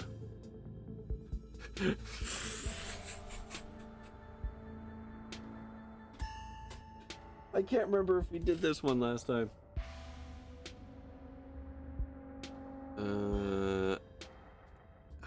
Yeah, we went through this. Yeah, the kids, they were noisy, the squirrel. Again, this is one of those things that I would probably ask. No, I'll ask this one here. You ever seen a dead body? I have. That is a strange thing to bring up to the dinner table, or in any other context for that matter. Assume you must be referring to the possible remains of Duke Calloway, but I was under the impression that he was only missing and not dead. Oh, he's definitely dead. I have the footage if you need confirmation. That won't be necessary. I suppose if there's a corpse to be found, I'll see it soon enough. Dr. Kelly is the Scarlet Hollow coroner. Of course you are. If someone dies in the holler, she knows. Stella, I invited you into my home. From the goodness of my heart, could you please have some decorum at the dinner table? Isn't a coroner an elected official? Yes, and I'm not that. I'm a medical examiner. I'm a doctor who can perform autopsies. It's not the same. It's not something I have to do very often, and not exactly what I call dinner talk, so drop it. Hey. Yeah, we're still on the eggshells. How'd my aunt die? She suffocated. Tabitha said she suffered from sleep apnea and that your late aunt's age can be deadly. Should have come in more often. If she'd let me know she's having trouble sleeping, we would have worked on a solution. Who knows, she might still be here. No one in the holler thinks they need a doctor until they're 6 feet under, I swear. Okay. A danger.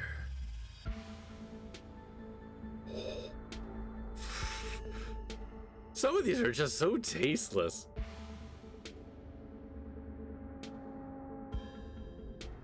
Any strange illnesses? What? No. Sure? Sorry to pry. Absolutely not. I've never seen so much runny nose, which is a good thing. So concerned about the mine. When she does have Cranwell, ask Tabitha. Okay. I'm actually not gonna bother asking about this stuff. I don't care. She's just gonna give me crappy, cagey answers. Alright, we're gonna remain silent. So, we were talking about maybe watching a movie sometime this week. With Cranimal still in town? We'll have to see how you're feeling. I can handle a movie, Doc. Yeah, we'll just sit downstairs in the dark. Reese is used to that. I'm sure he'll be okay. You're always overestimating how much you're able to do, Reese. That's why you keep getting sick. If I get sick, so what? It's not like that's ever going to change. I'm sick every day and I'm not getting better. I don't want to spend the last few miserable years of my life holed up in the basement alone just because seeing my friends has been deemed too strenuous. I'm an adult, for God's sake. Can't believe I had to ask permission from my mom just to have friends. Oh, plot pains! Don't say any things like that. I'm doing everything they can to try and fix silence as Dr. Kelly's eyes shoot open. Reese? Reese abruptly pulls himself from the table and leaves. Damn it, I knew it. I knew this would be too much. Everyone, get out of my house. Please just leave us alone. Stop trying to interfere with his life. All it does is hurt him more. What? This is when he needs friends. Knows when he needs me the most. I'm his doctor and his mother. Again, a terrible conflict of interest. I don't even care about him. I know that. And he knows too. But all any of you would do is get in the way. Just leave. Please.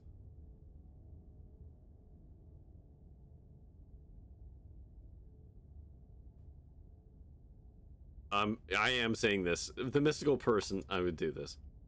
Don't think we don't something's up here. Yeah. I don't care what you think. I just want you out so I can take care of my son. Three of you are rushed to the door. I wish I had said that as the keen-eyed one, or the street-smart one. Same person. Hope you feel better soon. Yeah. Door slam, lock click. At dinner over.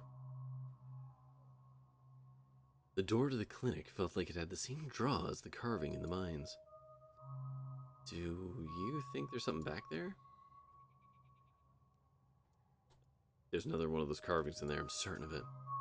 Okay, that'd be weird. You find it, do you think you'd get another vision? I'm just spitballing here, but I wonder if that carving showed you last night is related to the ditchlings. That would explain why they're all hovering around there, though. You're not suggesting we go poking around in there, do you? Of course I am! Maybe tomorrow, Chapter 4. I'm not breaking into Dr. Kelly's clinic based on a bad vibe core animal got. Do you think Reese might have a supernatural affliction? Like, relate to what you felt in there? If he did, why wouldn't Dr. Kelly have it? Makes more sense if he just had a genetic condition, assuming there isn't any foul play. Foul play? The whole thing is just fishy. After tonight, I feel like my fear of Dr. Kelly is a lot more justified than I thought. She's just overprotective. I'm sure that's all that's going on. She's every right to be. I mean, the poor guy took 2 bites of food and got sick immediately. Can't imagine what that's like for both of them to go through.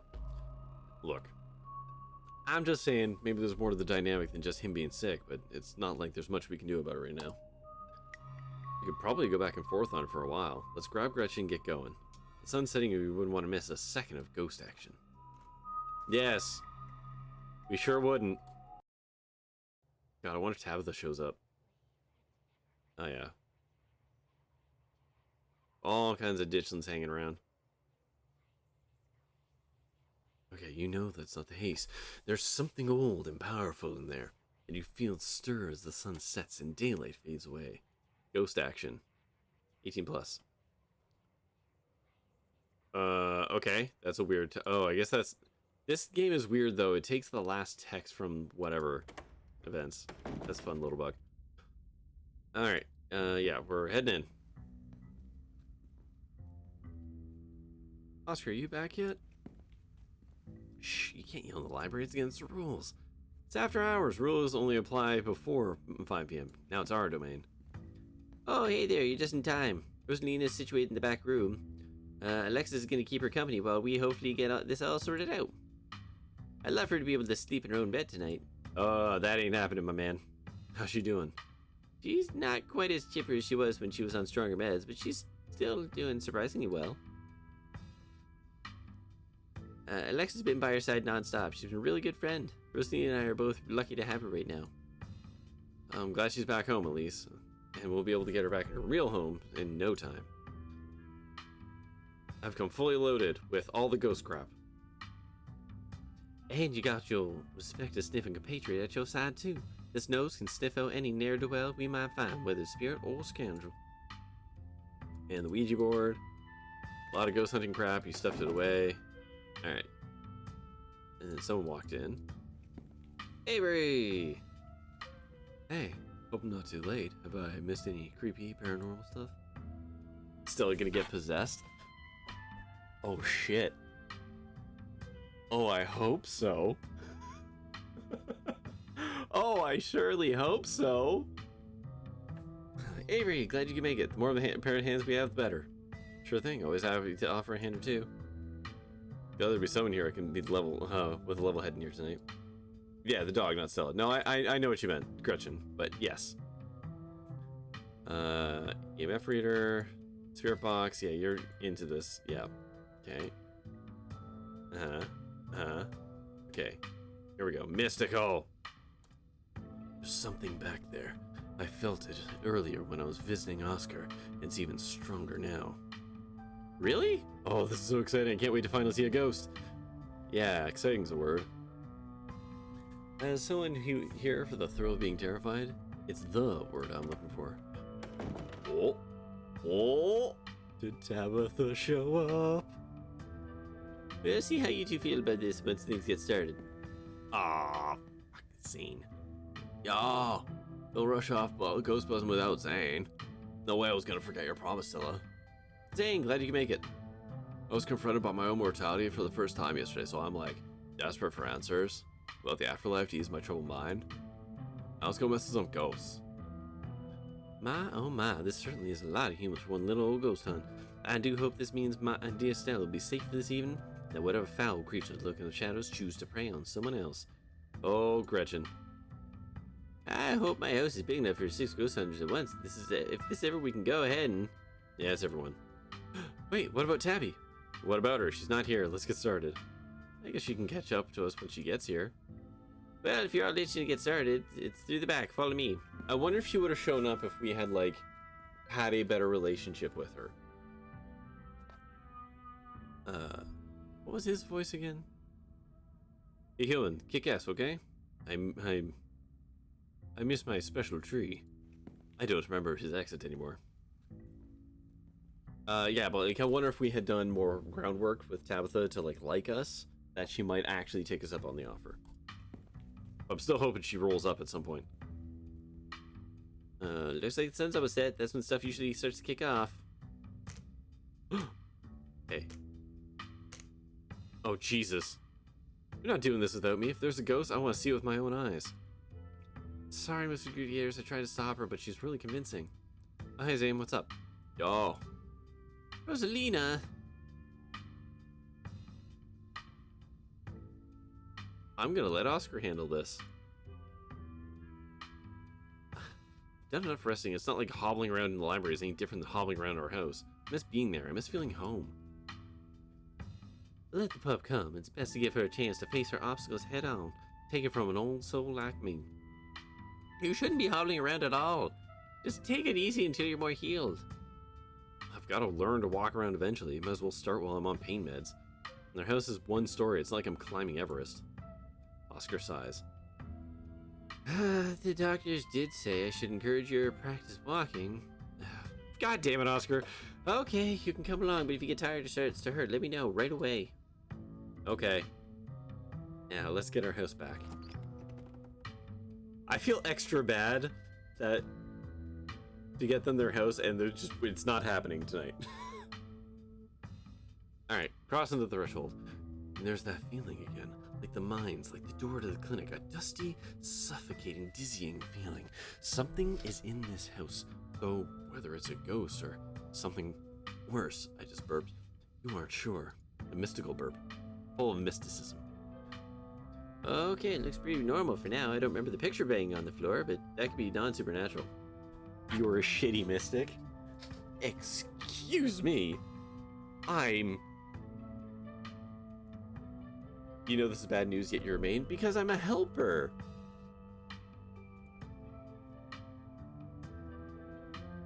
Hello, digitally. No microphone's picking up anything around the picture. Alright. Setting up the camera. Okay. Oscar, can you start as the door swings open? Yes! Yes! Oh, yes! Oh, Tabitha, we're gonna steal your life force. Hold it. You're not taking my cousin along for any more little hijinks without me. Holy crap, Tabby. I can't believe you actually had the audacity to give me the slip. Oh, sorry. I can't believe you had the audacity to give me the slip earlier today. Yeah, about that. After I explicitly asked you not to. At least you did the courtesy and let me know exactly where you'd be tonight so I didn't have to waste my time looking for you. Great. She made it. Wow, Cranimal, you really brought the whole gang together today. I have every right to be here, Kanika. My family built this place, you know? Hey, that means I'm gonna get the achievement for having everyone here. Oh, I wonder if there'll be extra story crap. Because we have an extra player. Oh, that's interesting. And I'm the mystic. Oh, this is gonna be good. Yeah, I know. We all know. Cranimal, what made you think inviting her was a good idea?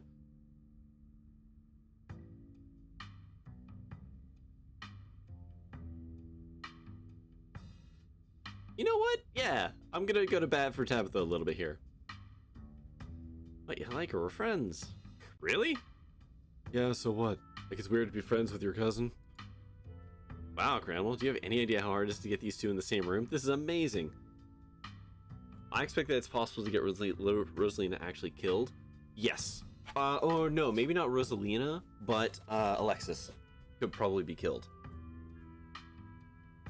Because Alexis and Becky head out, or head into the mines, right? And if we don't do anything about it, I think they don't come out. Or you mean it's possible to get Rosalina killed now? Because I don't think she's been killed now. If the mines collapse, who knows what happens? True. We will find out next time on Dragon Ball Z when I do my final, like, hot meathead playthrough.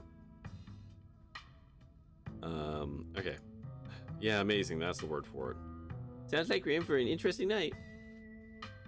Wait, Rosalina did come to get us, didn't she? I can't remember. Truth be told, I can't remember.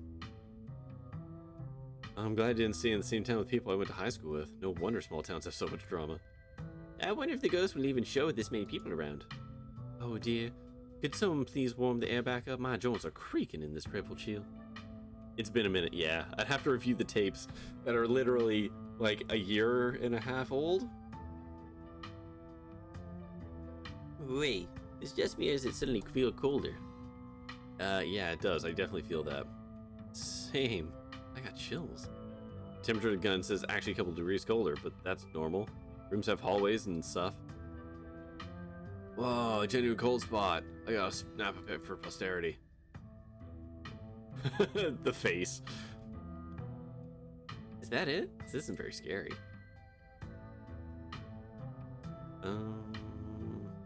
Alright. Shouldn't you have seen it? I've only seen the stain. Dad maybe switched rooms with him way before we moved out.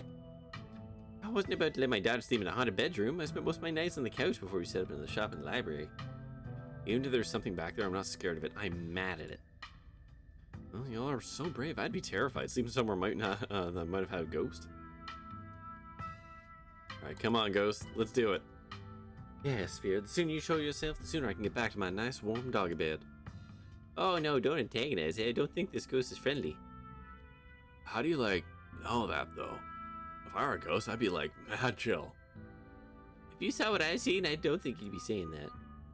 It's an interesting point, though. What if the ghosts usually are friendly and they're only terrifying because we don't know how to be anything else?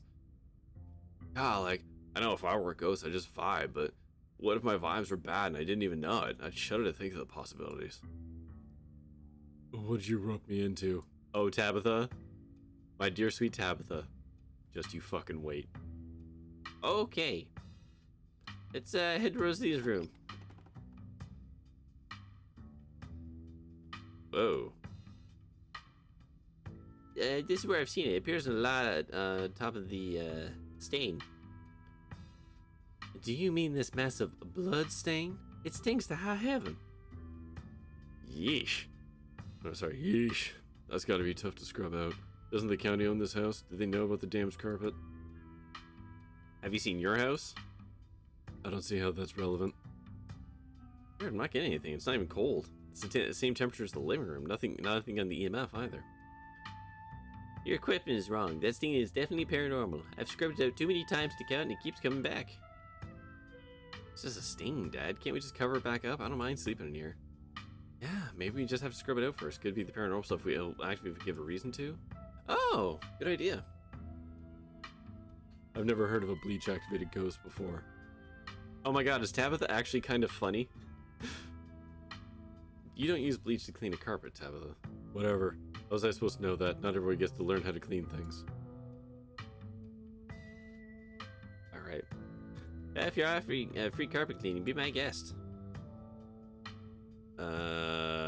Well, Gretchen says it's a bloodstain. Ghost blood. Or just a rusty pipe leaking over the floor. I think it'd be a bigger problem than what Coranimo and Stella are suggesting. I don't know. Ghost blood sounds pretty intense. Have you all tried ripping up the carpet to see what's causing the stain?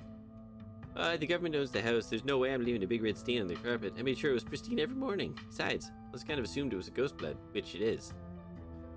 Don't worry. I'm sure they'll just take you to court for neglect instead. Did it not occur to you that there could be a leaky pipe under the floor? But there is something written under there. Only one way to be sure. So rips up the carpet. Are we digging? Let me help. It's my area of expertise, after all. Oh dear. You're doing the government a favor, really. We'll cover for you. You don't even sweat it. I do appreciate everyone's just oh snapped at the very obvious trapdoor. Stella pulls back the carpet, revealing a hatch, the floor around it stained in reddish brown. What if there isn't a ghost after all? What if somebody lives down there? Okay, maybe I don't want to sleep in here. A hatch! A hidden hatch. This is even better than finding a message. But there's no basement in this house. At least we weren't told about a basement. And look, all the red stuff's coming from underneath. Oh yeah, this is super haunted, alright. Got a basement chock full of ghosts. I can just feel it. I mean, I guess it's just the one, but it does kind of feel like multiple. Still no readings, though. None of the equipment's made a sound. Of course not. Y'all, no, last month was super rainy. It's clearly been a long time since anyone stepped foot in the basement with crawl space or whatever it is underneath the hatch. There must be a leak that flooded the whole area into the house. Water dissolved the caulk around the edge and leaked through the carpet, and that's the red because North Carolina has red-ass dirt. It's as simple as that. It's not mud, it's blood. Human blood. I tested it. Well, you tested it wrong. Oh shit, they said the same thing. They're gonna be best friends. Can't be blood, right? Kanika's right. You've got a muddy floor. And that's why it's so cold in here, too. There's wet dirt under the house. Congratulations, we solved your ghost problems. Nuh-uh.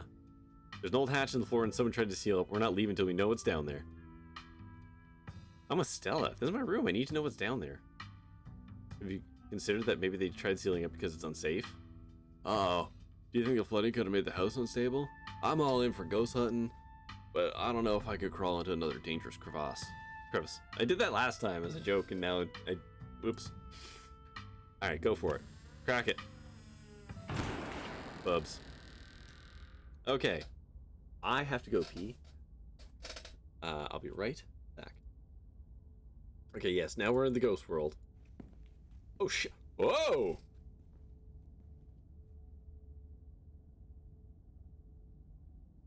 Hey, Tabitha. I'll be right back. This is quite the revelation. Hold on.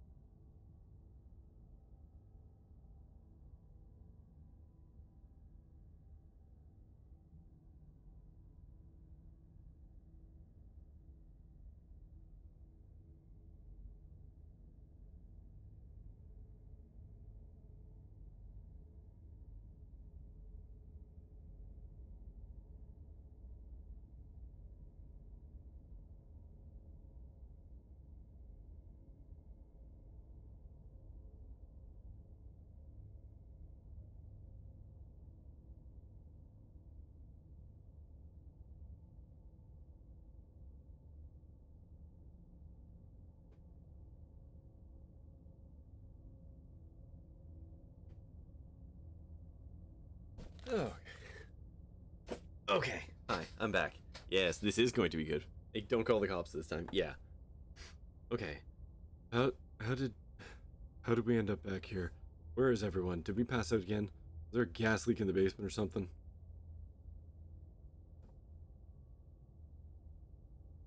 Is fainting some kind of weird family thing? Is there a genetic condition I need to be worried about? Not that I'm aware of. Nothing like this has happened before you got to town. Who knows what sort of nastiness was festering in that basement?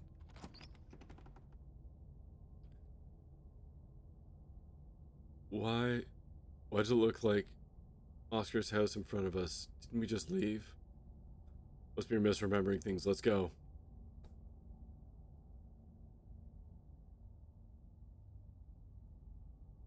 No, you're right. There shouldn't be a door there. Clearly. Whatever was in that basement is messing with our heads. We just left Oscar's house. The library has to be on the other side of the door. Uh-huh. Oh, good. Also, I didn't notice this very obvious thing in the background last time. Yeah, Tabitha, buckle up, my dude. Welcome to the gang. Something isn't right. It feels... Oh, I remember this.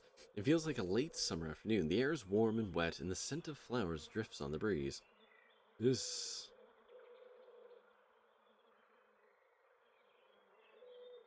I like how you can be like, see that thing back there? But also, see that little chubby dude? Tabitha? Please tell me I'm not the only one seeing the scratchy yellow shadow in the distance. You're not. What the hell is that thing? I'm having a stroke. Are you having a stroke? We both having the same stroke at the same time? See the little creepy guy? Oh, he's over here now. One of the bad omens? You. Hey, pinch. Reach forward to pinch you. Ow. Hey, what was that for? So I remember you're supposed to pinch yourself to see if you're dreaming. Tabitha glares at you. There's gotta be an exit somewhere. We just have to look. Wait. Do you hear music? Jesus fucking Christ, it still got me. And now she's got an upset Gretchen, too. Move and stirs as a figure cloaked in shadows rises to attention. Stella?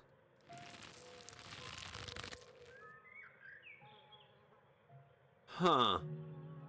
Hey. This is new. Bark, bark, woof, bark. Oh no, we can't understand Gretchen. Huh?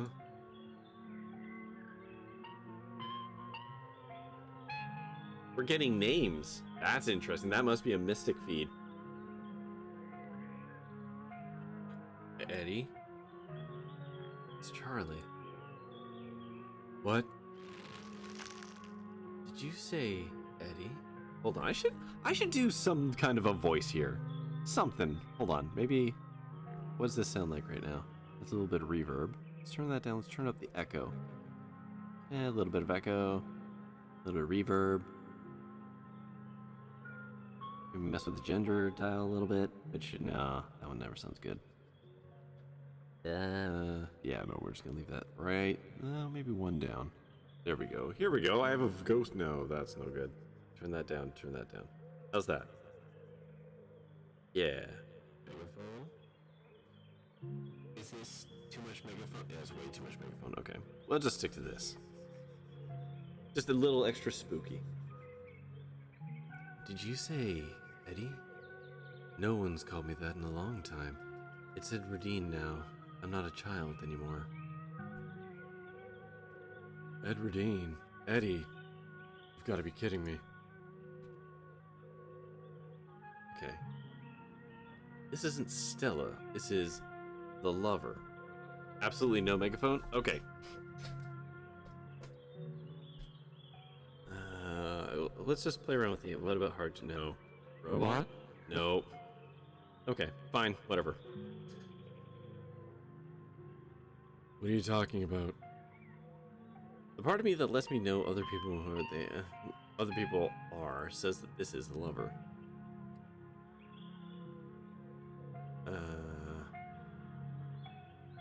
Okay. The part of me that lets me know other people are says this is the lover. It used to say this was Stilla. Oh god, we're breaking fourth wall shit now. What, pray tell, does the little part of your brain tell you I am?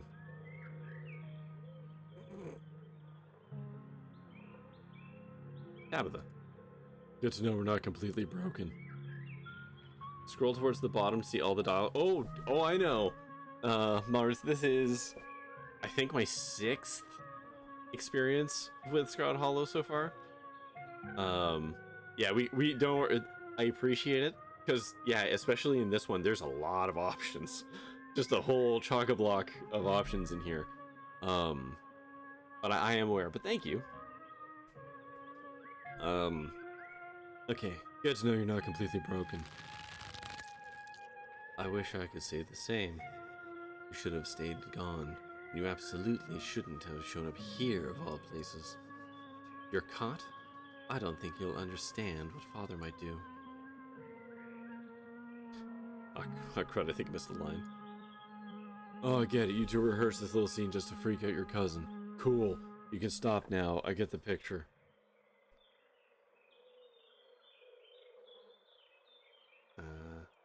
Okay, we're just gonna go through this. Come with me, Eddie. Haven't you always wanted to see the coast? Now's your chance. We can just leave. Yeah, you two rehearsed this. Arf, arf. I can't. It's not that easy for me. My brothers were sent to the Western Front, and now I'm the only Scarlet left besides father. I have responsibilities, Charlie. Shut up. Shut up!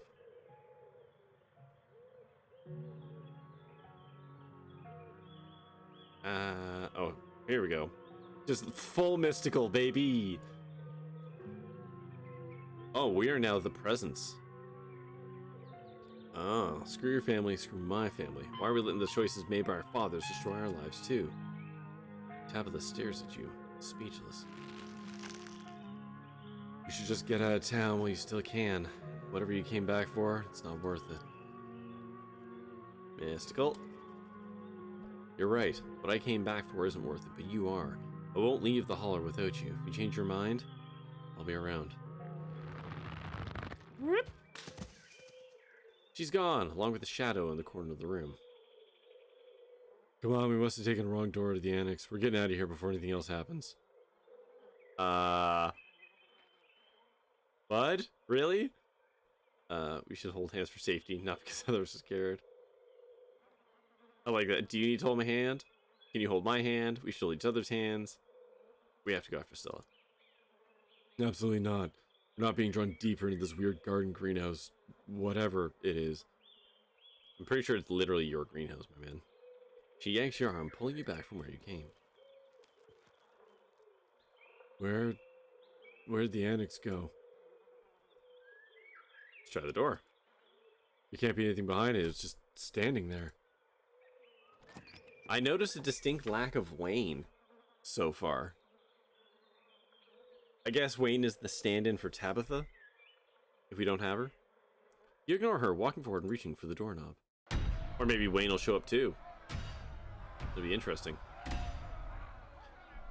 Bells ring as a cacophony reaches outside. The doors in front of you pulsates as figures unseen bang against it. A shaded figure from the garden sits in the corner, ever so slightly more defined. Oh, Wayne didn't show up until now. You're right. Yeah, you're right. You're right. Are you kidding me? This is messed up. We need help. God, please let this call go through. Tabitha anxiously taps her foot as she waits for her phone to connect. Hey, it's... What? No, it's Tabitha. Didn't you see the caller ID? Stop interrupting me. Can't you hear what I'm... Your cousin is cut off by the dial tone of a disconnected call. Great. She couldn't hear a word I said. Looks like we're on our own. Jesus fucking Christ. Junior, pack up your things. Quickly, hurry. Jesus, Rosaline, you scared the shit out of me. Maybe we should run him down too.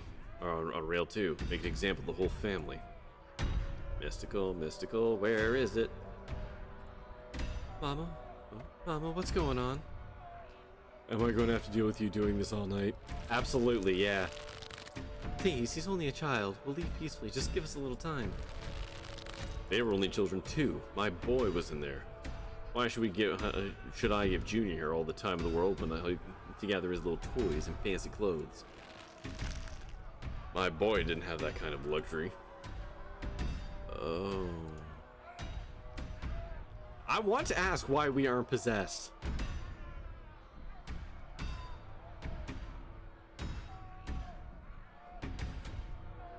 Bob's talking about the collapse, right? I know I'm skipping a line here, but I know this is going to be railroad. Haha.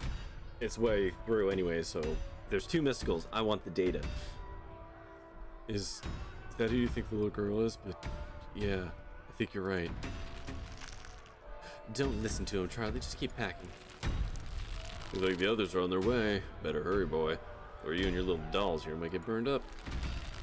As for you, lady, what makes you think you're just gonna be keeping any of those valuables you're packing in that fine suitcase of yours?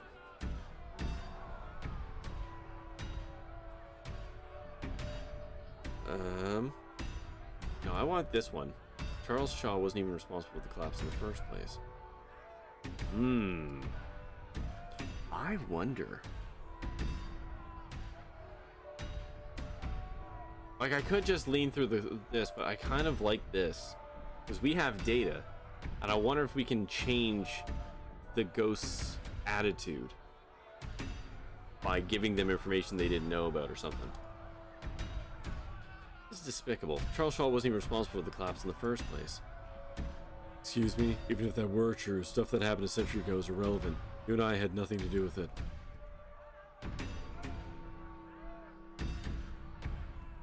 I think the ghost might feel differently. Well, then the ghost needs to let it go and move on to wherever it is ghosts go when they're done being so pissed off. Trust me, boy, the coppers ain't coming here tonight. What makes you think you can talk to an adult like that? Maybe they should have had you working in the mines too, instead of lazing around the big house. Maybe you would have learned a thing or two about respecting your elders. Don't talk to my son like that. Don't talk to me like that, woman. I call the shots. Now get out unless you want to go up in flames with all your precious jewels and expensive dresses. You're lucky I'm even letting you leave.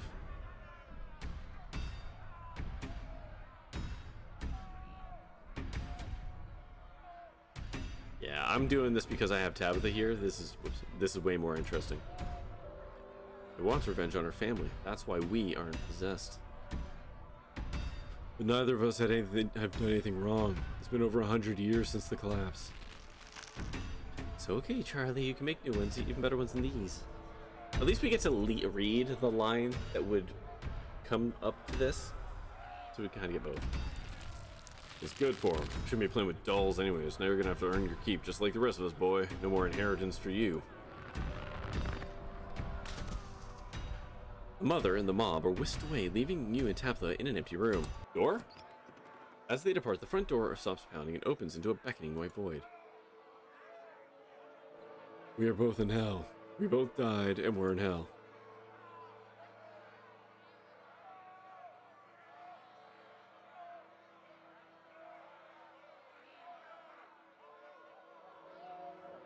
Yeah, I guess there's no Wayne tonight. I mean, he might still show up. It's not Wayne's World. Haha. Are we supposed to be Charlie? Is Charlie the ghost? Your guess is as good as mine. Who'd you call on the phone? Friend of the family. Not that it matters, though. The call didn't go through, so we're on our own. You fucking called Wayne.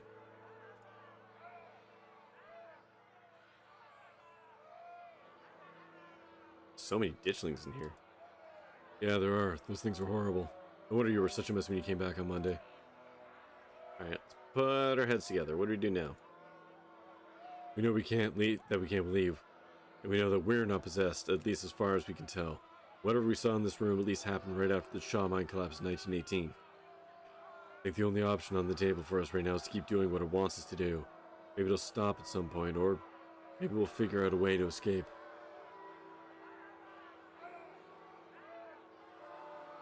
Alright. I wonder if we did this without Wayne and we went through the black door instead of the white door, what we would have seen. Yeah, let's get this over with.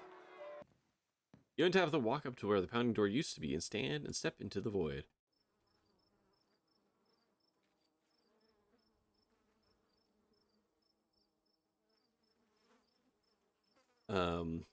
Yeah, good question. I know. Hey, wait, remember when we broke up because you became an avenging spirit? You're outside, and it's night, a false moon looming massive in the painted sky. The night feels thick and warm, and the insects lively, their calls unnaturally tinny. Everything feels warped and wrong, like you're listening to a record fish from the bottom of the pond. Oh, yeah, we might have aborted the sequence. Oh, right, yeah, because Wayne wanted us to go through the black door, right? Yeah. Oh, what magic words do we have to say to get you to let us go? We're sorry, okay? Whatever our family did to piss you off so much, we're sorry. Hey, yeah, the witch. Yeah. And plus, I basically pegged all of these people the first time without the added info. You poor dear. I've been keeping track of you, scuttling around town like a tomcat. You've fallen hard for Miss Edwardine, haven't you? So, back off, lady. I don't know you, and if you know what's good for you, you don't know me either. Okay. Listen, is this witch? The ghost really has a flair for the dramatic, doesn't it? Yeah, but know what? One we didn't know was Avery, the person behind the door. So we'll get to learn that information. That'll be good. There's no need to be embarrassed. Your secret's safe with me. You know, I never did approve of what the Scarlets did to your family and what it did to the two of you young'uns. Childhood sweethearts. Just think of how lovely it would be for you if you could just be happy together. That's what you want, isn't it?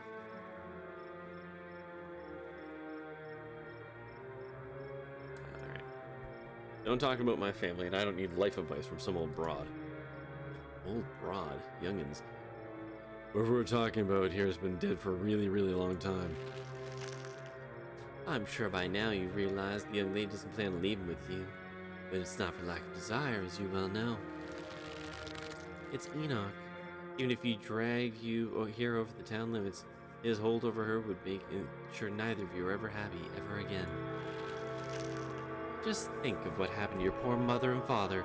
Do you want that to be the two of you? I want to know. Yeah, what do you know about Enoch, Tabitha? Your great-great-grandfather. He was in charge of the mines when they collapsed.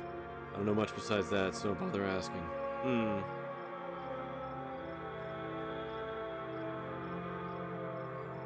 Alright, so mystical. We'd never be like them. We love each other. My mother just loved his money. As soon as it was gone, so was she. And then all she loved was booze. Me and Eddie aren't like that. Tabitha stares ahead in riveted silence. The powers at work here are stronger than even your love could withstand. You need to break the bonds holding her here. Then you can both go free. No more misfortune. Not for you, not for anyone else bold enough to set foot outside the hollow. The witch mimes handing you something, though her hand is empty. Everything you need to know is on that map.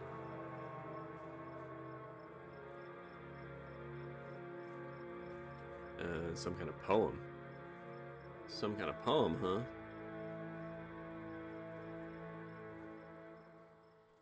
Thoughts? I'm not trusting a thing this lady's saying. Not really. That's where you'll find them. You'll need her there. Then read what I've written down and be careful. Good luck to both of you. I hope you get your happiness. They did not. Tabitha sighs. Okay, let's find the way out, unless you have any ideas. I don't think there's anything else we can do until we get to the end. Or until we die. Whatever. Before the two of you can leave, a smell hits you. Sweating, suffocated flesh with a tinge of saccharine and stomach churning scent of decay. Hey! There we go! You were a bit late, Wayne. There you are.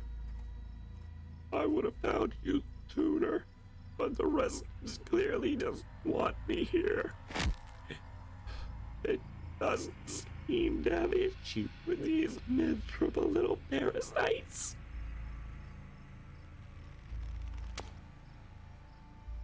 Gross. Hey, Tabby, how you feeling? Bottom feeders always manage to slip through the cracks, don't they? How you doing, Wayne? Oh, hey, it's Tabitha's ex. Are you Sam Wayne or are you something else? Stop asking questions. Just stop interacting with the thing at all, okay? So cold, Tabitha. After everything we've been through, to have you treat me like a stranger. Shut up. What an important situation. Damn, that word is basically impossible to do with this voice. Situation. You've been dragged to poor animal. Why can't you do as I ask and stay out of trouble? But that girl won't let you, will she? Stella? Is that your name? Perhaps I should pay her a visit soon. If she makes it out alive. Oh boy. Tabitha bolts for the underbrush, desperately pulling you along. Stella. Yes, Stella.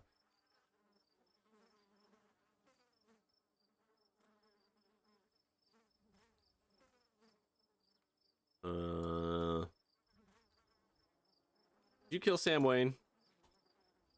Absolutely not. I'm telling you the truth. Please stop asking. If you see that thing again, just ignore it. Or better yet, run away. Now, come on. If it got in here, there must be a way out.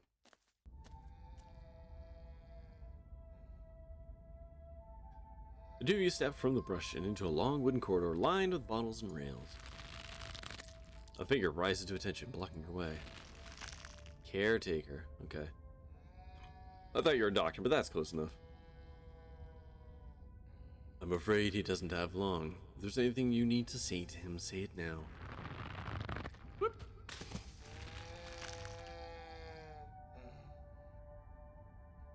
As the caretaker swept away, Jesus, I don't like how close you are, my man. The room pulls itself to you, and you find yourself looming over a deathbed. A father lies in its center, looking pitifully small. I'm sorry, boy. Sorry I let my troubles drive your mom away, and sorry those troubles mean I'm leaving you all alone now.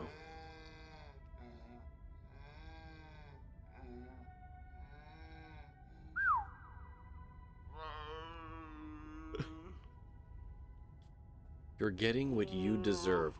Wow.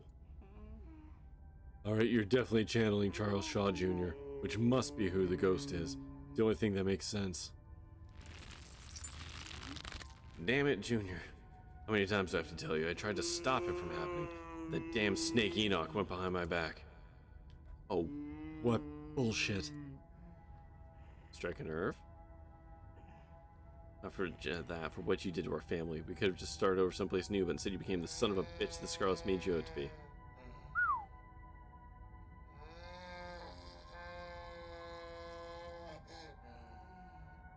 Strike a nerve?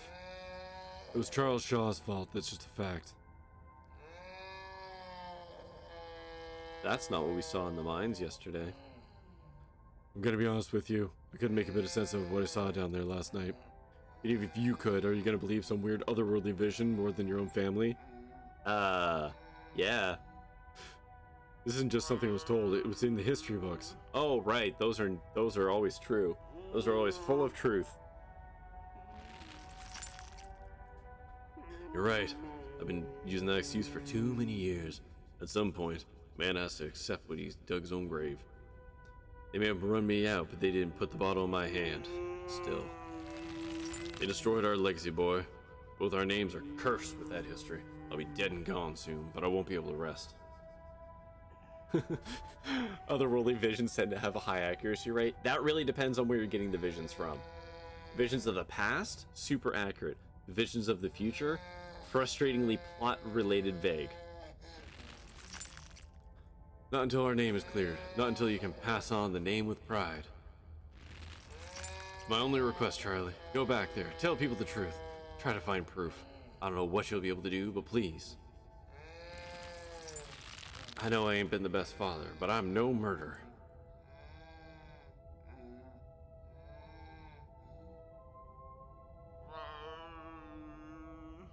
So is this after the scene with Rosalie and before the scene with Stella? Oh, that's nice. I'll see what I can do. Get some sleep. We'll see you in the morning.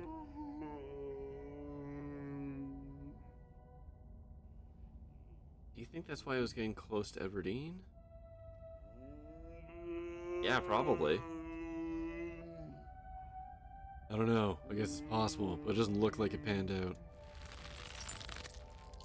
Damn it, boy, I may not have till the morning. Promise me. Promise you'll go back. At the very least, show that Enoch bastard what for. Alright, we'll do the mystical for this. And down the hole.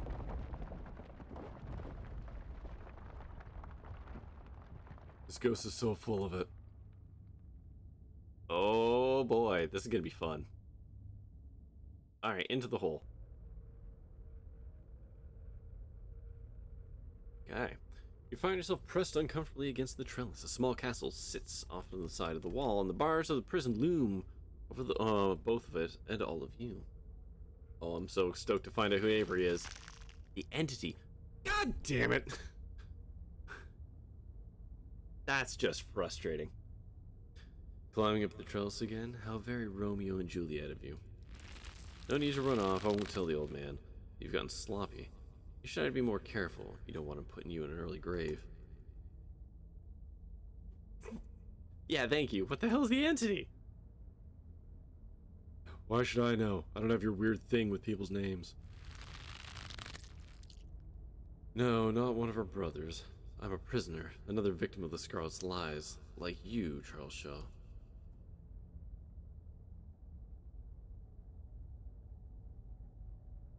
I'm not him. Okay. Oh, Tabitha, is a rich people dungeon? Is this what's in the Forbidden Wing? Oh yeah, you can tell me now, can't you? The Forbidden Wing is a bunch of old rooms that are dangerously run down. I don't have much perspective on what they were like when in their heyday. Going off on what they're like today, it'd be a terrible place to keep a prisoner. A mere generation makes no difference. His blood runs in your veins, does it not? And now it runs in hers. Yes, it seems you're a little trisp or fruit. And oh, will you ever be in trouble when the old man finds out? Tabitha's eyes go wide.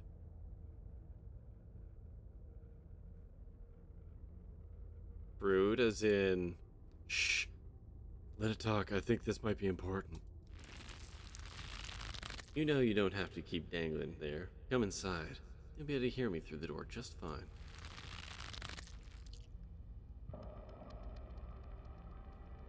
The world around you swirls, and you and Tabitha find yourselves pulled to the other side of the wall.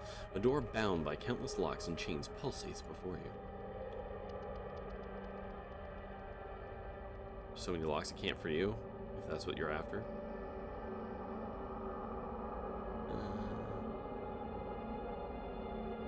Do you get what's going on here? Stop talking, we might miss something.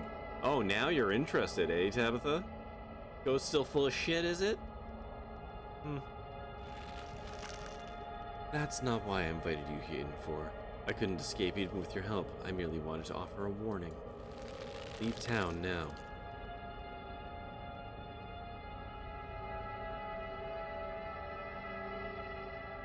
Alright, mystical option. Absolutely not. I'm not leaving without her, especially if what you say is true. This guy has nobody to blame but himself. You hear that, Ghost? You were getting every warning. You should have just left. You can't take her with you. It's not possible. You can always stay and die. But if I were you, I would use my healthy legs and run as far away from Scarlet Hollow as possible. I hear the beaches are nice. Why don't you take a permanent vacation there?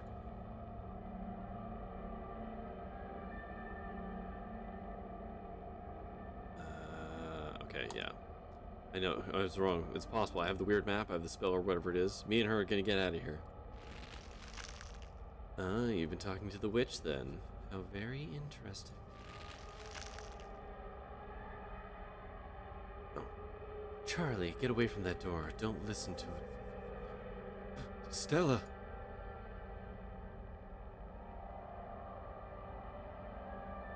Alright, Eddie.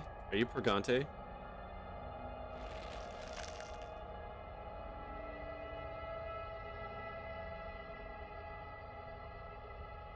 Hold on.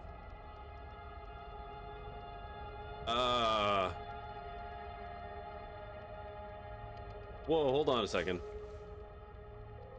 Oh, cool. These are all the decisions. Hold on. Hold on. The presence. Eddie, are you pregnant?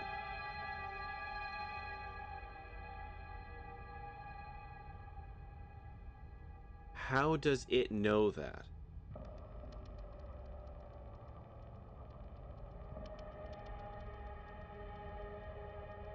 I'm the presence.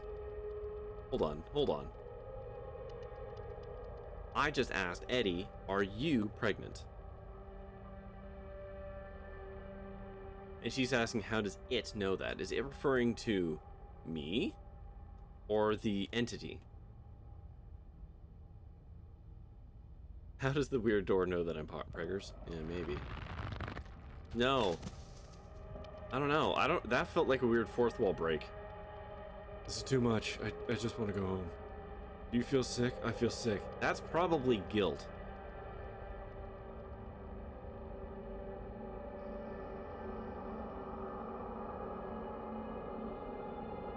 Do you know where in the state we're supposed to be right now? If this is even a real place, and not some sort of jarbled mess of metaphor memory, we'll probably be in the Forbidden Wings, at least off the location of the windows. I think we're missing context? Maybe. How does the weird door know that I'm Poggers? The weird door knows many things. It's been sealed off for at least a decade, though. There's no point thinking about it, okay? I don't want you getting any ideas about sneaking around falling to your death through a hole in the floor. Oh, we're totally gonna sneak around and fall through a hole in the floor. Are you fucking kidding? That's like our like thing. That's what we do. Come on, the quicker we get through this, the quicker we'll be out of this ghost place, hopefully. You and Tabitha walk after Stella and into the darkness. Yikes. You and your cousin find yourselves crouched under a large table. The lover stares through you at its indecipherable murmurs, and shuffling feet echo from the ends of the table. Ugh. I don't know how, but this feels so much worse than the last room. Yap, yap, yap. Her first little dog. They're so lovely. Are you sure I can keep one? You must have worked very hard on them. I guess we're supposed to be kids now, not more puppets. She's doing a baby voice. Yeah, of course, it's a present. When you look at it, you can remember all the fun we've had. Yeah. So you and Tabitha are both doing baby voices. Don't expect me to let you live this down if we get out of here. I'll try to keep it away from my brothers so they don't smash it, though I would. I wish I could make it move like you can. You can even do the voices. You know, you could probably make real money if you put that on a show for people. I like that the ghost, whatever this is, doesn't know you can speak to animals. I know. I was kind of hoping Gretchen was going to do something. Yeah, Gretchen is saying dog sounds because it couldn't talk to dogs, so the dogs were just making dog sounds.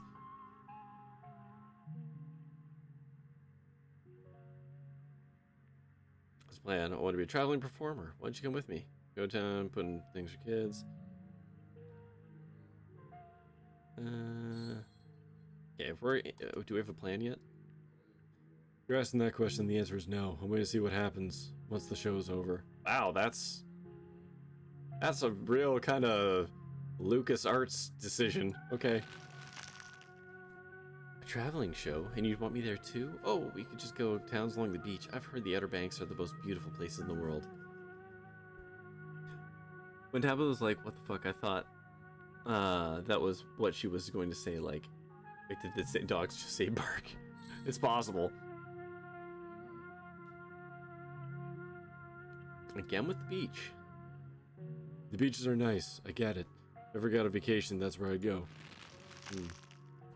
Thank you, Charlie. I've always wanted to see the ocean. I don't like the snap noise. Oops. There, are you done now, Charlie? Can we leave? Oh no. Everything crashes to a thunderous black before you or Tabitha can get to the word.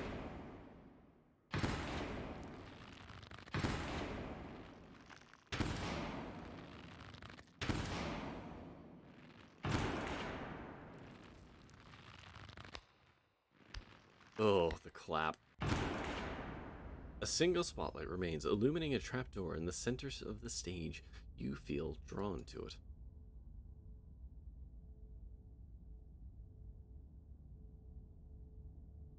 You should open it. Okay, fine. I'm not scared. It creaks open all on its own. Oh god, this is so much worse than opening ourselves. You and Tabitha are shoved from behind, tumble through the hatch. Ah, hell yeah. Look at that crest. Took some digging, but it's there. The map was right. That means there's hope, Eddie. Whatever it is that Enoch did, we can undo it. We can both be happy together. Oh, dang. Whoops. Whoops. Eddie?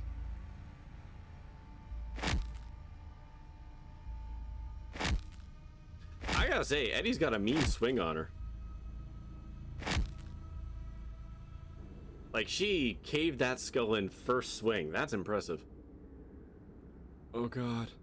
I'm so sorry. Your cousin violently heaves into the void, but nothing comes up. There's nothing here. This place is completely empty.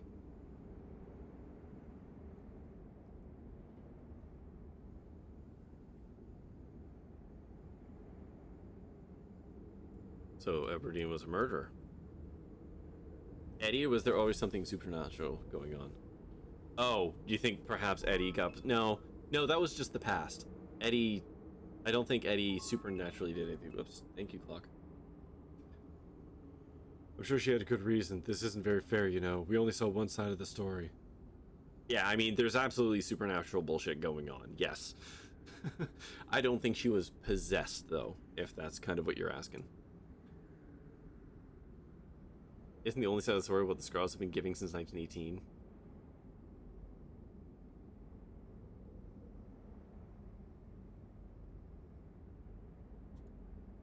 I mean, Shut up. it's also true. Oh, what now? Do you repent? Do you repent for your crimes? The names are back normal. They must not be in character anymore. Maybe it's just getting weaker. You must answer for the crimes you committed by your scarlet blood. Or maybe it's getting stronger. I hate it here. I hate it here so much. I mean, he probably does too. Until you do, I cannot die. I want to die, please. I've been alone in the dark for so long. All I ask for is some of your years, to pay for the years that were taken from me. What are you saying? My life was stolen from me. I want some of yours. It's only fair. No. No, it is absolutely not fair. You've got to be kidding me. Neither of us had anything to do with what happened to you. The sins of the father are to be laid upon the children.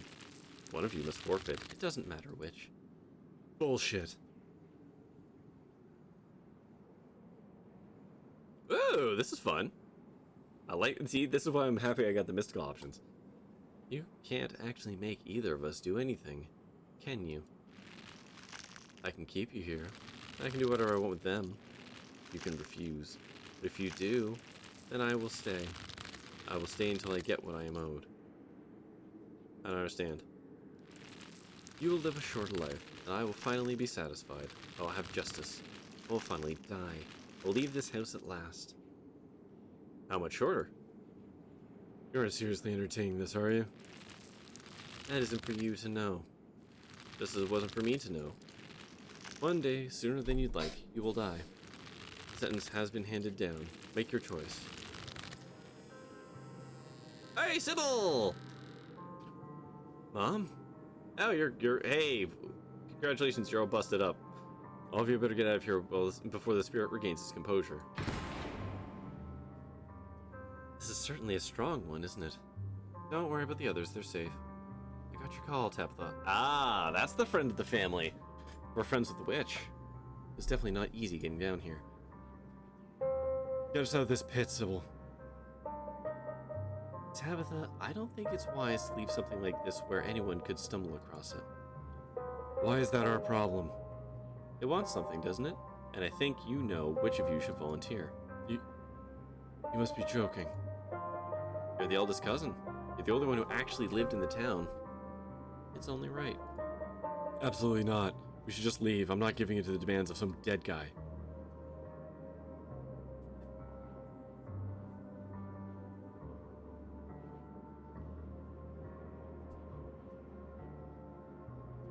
Nah, fuck it, Tabitha. Go for it. Absolutely not. Neither of you are going to make me do this. I know you can get us out of here, Sybil. Sybil eyes you carefully from across the room. No, I'm not giving on it. Not in this plot line. I am not giving up my life. Okay, if that's asking too much of you, let's just leave. Sybil sighs. Tabitha, are you sure you want to leave this business unfinished? Absolutely. This is not our problem. Oh, you think it's the best course of action? Yes, I can get you out. It's only a question of seeing through the illusion. We're in a basement, even if all your senses are telling you otherwise. Try closing your eyes and remembering where you are. Do as she says, closing your eyes. Suddenly, the sounds and tactile sensations of the spirit realm feel much more distant, as though you've been partially awoken from a terrible dream. Good. Now feel for the stairs. I can't wait to see how disappointed Sybil is in us. You fumble in darkness, grasping the air in front of you. Your palm meets wood with... I wonder if I should have done that in this one and then in the third playthrough, not give up the life, but... I maintain I shouldn't have had to feed this thing life. life. The staircase, you can feel it in your hands. I found it. You begin your ascent. Go work, you two, you're doing great. You place a confident foot on the wooden floor of what you assume must be Rosalina's room. You open up your eyes, seeing what feels like a superposition of the real and the fake. Don't let it trick you again. Its powers are already struggling to maintain their grip on you. You continue. You feel the door frame under your palm, and then the sturdy walls of the hallway beyond. It does feel like appeasing the spirit is the mystic thing to do. Yes, but I wasn't given a real mystical option about it. If there had been a mystical option about being able to talk to the ghost, I absolutely would have gone down that chain. But it wasn't, and I don't know. So the options presented, I don't know. I do maintain this should be more Tabitha's issue because it's her direct family, but whatever. We're almost out. I knew it. I knew this ghost wasn't a big deal. It's only faltering now because it's exhausted. Don't underestimate the spirit, Tabitha. You stumble into the corridor between the annex and the library. The real world swims closer and closer to being back in focus. The doors. Come on, Grandma, we're almost there. You and Tabitha fall towards the entrance. You're like still unsure of the ground beneath you, and the doors fly open. Different achievement. Shall not be visited upon the sun. You're outside. It's real this time. A cool autumn breeze blows small piles of dried leaves across the steps of the library. I'm gonna peace out. Back-to-back encounters with my own mortality. I've got a lot to ponder. See you, Rosalina. See you, Alexis. Zane walks off down the road. Finally, we're out of the funhouse. But the spirit remains. It would have been much better to banish the thing. It spread from the annex to the entire building. Anyone who steps foot in there might be subjected to its torment. Not my problem. Not Caranimal's problem. I don't want anyone else in town to have to experience that. That was awful. My bones were not meant to bend like that. I've never been so sore in my life. We'll board the place up and say there was a gas leak. There, fixed it. Rosalina's pain meds are in there. I hope Dr. Kelly was still awake. We'll need replacements right away, especially after everything that just happened. And we'll have to figure out where we're gonna stay. Oh god, this was such a disaster. You and Rosalina could always stay with us, Mr. Gutierrez. That's a very kind offer, Alexis, but I'm afraid the stairs would be too much for Rosalina. I wouldn't want to impose on your parents like that. It's a lot to ask. I can figure this out.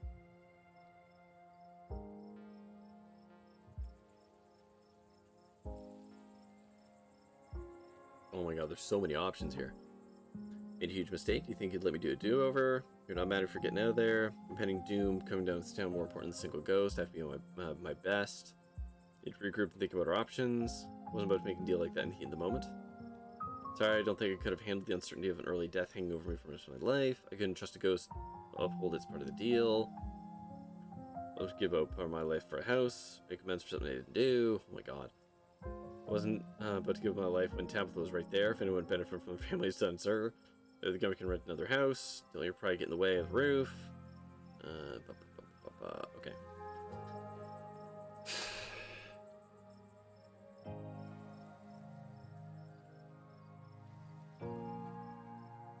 I like this one. Wasn't about to make a deal like that in the heat of the moment. I get that, but until we figure something out, that library is now a dangerous space that we're just leaving there. Unfortunately, it would seem that the spirit's only grown stronger since you made that choice. If you went back in there, I can only imagine its demands of you would be much steeper. Nothing to be done, at least for the time being. Great, then we all, in principle, agree. It's done. Now let's move on. Maybe the government get you a different house? Yeah, I guess that's possible. I'll give the state a call in the morning. Okay, but you do need a place tonight, Oscar. Your cousin grumbles. I don't usually do this kind of thing. The property we own are for the miners, but there is a house that's vacant right now that might be suitable. You know the old Maxwell place? What? You can't be serious. That place is falling up. Oh, sorry, wrong person. I thought that was Oscar being indignant. You can't be serious. That place is falling apart. Look, I'll tell you what. I won't even make you pay rent for the first month. Consider it repayment for not literally giving up my soul to get rid of a ghost that wasn't causing any problems until you two lived there. That's funny. I thought it was your family that pissed off the ghost. The cousin furiously pulls out a keyring before picking up off and handing it to Oscar. Thank you. This really means a lot to me and Rosalina. Now, if y'all don't mind, I'm going home. I think I've had enough social interaction for a lifetime tonight. Finish up whatever you gotta do here. I'll wait by the car. Tabitha doesn't wait for you to respond, pushing past you and heading towards the car. To think ghosts are actually real. Stella's got to be over the moon right now. Actually, wait, where is Stella? Oh, she's just standing there by herself. This isn't like her. Is she okay? I was wondering the same thing. We just saw a ghost and she's standing off by herself. Which, like, fair, that'd be a normal reaction from anyone else. And this is Stella. Go talk to Stella. I've never seen anything like what I saw tonight. Absolutely dreadful. I don't think my dear Stella is having an easy time with it. Oh, hey.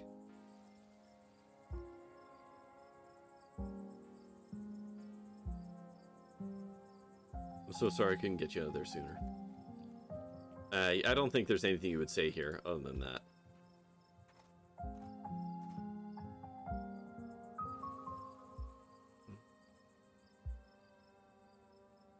She didn't seem okay. She's a strong girl. She had to grapple with a lot of turmoil in her life. She can handle an evening like this. All we should be taking after Stella right now, to be honest. Been through something awful, and each and every one of you needs rest. Especially you, Kanika. We don't want that cold of yours to get any worse. God, what a disaster the night's been. I had no idea it would turn like this. I'm so sorry, everyone. Stop apologizing, Dad. We're the ones who don't have a house anymore. We don't even have a library now.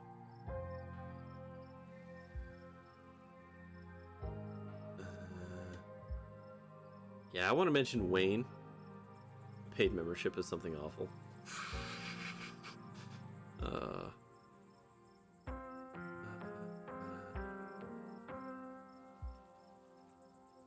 I want to mention that. Hey, Sybil.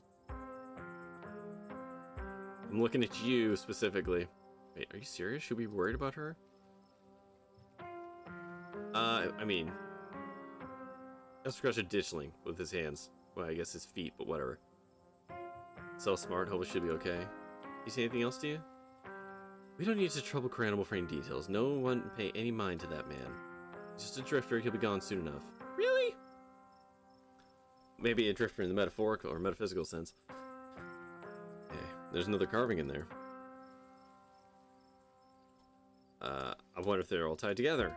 Yeah, I wonder. One's a coincidence, two of them's back-to-back nights. If you're right, and there's another one at the clinic. I'm sorry, I'm a little lost. Have you guys been finding carvings around town?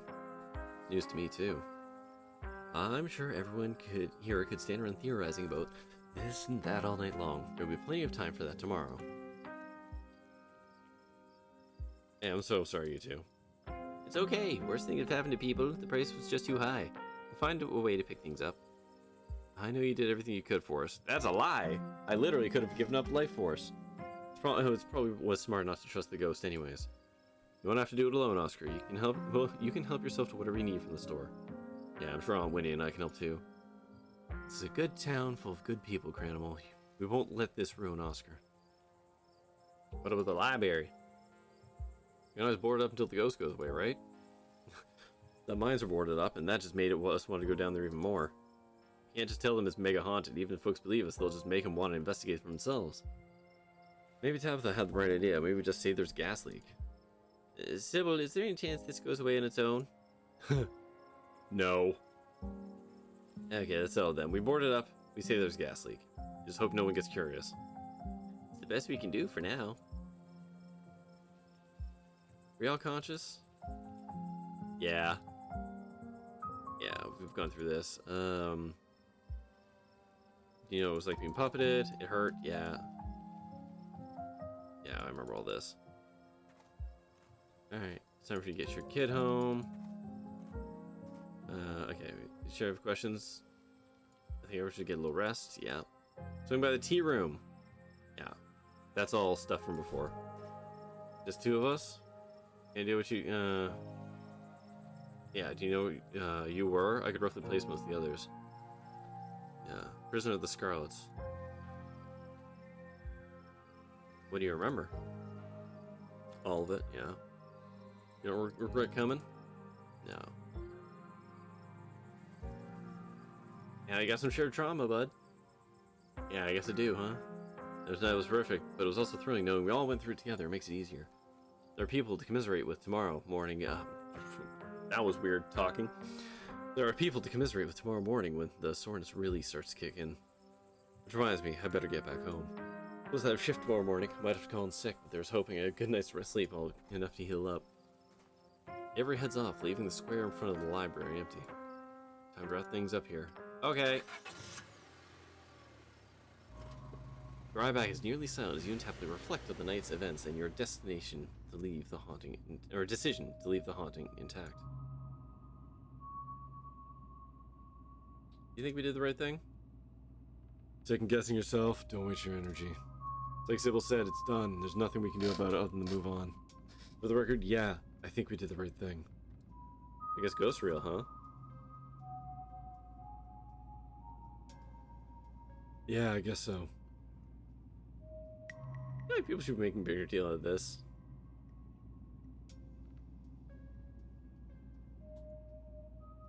You'd be surprised how quickly people adjust to terrible realities. I'd much rather move on from what happened tonight than make a big deal out of it. I'm sure most of your little friends feel the same way. Alright.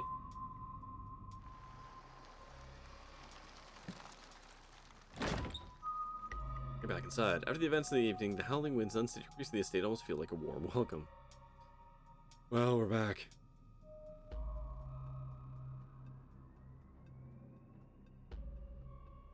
I hope I get to do more than one of these.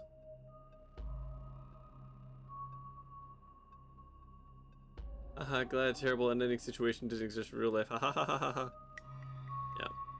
Yeah, you need to talk the fuck about Wayne. What do you want to know?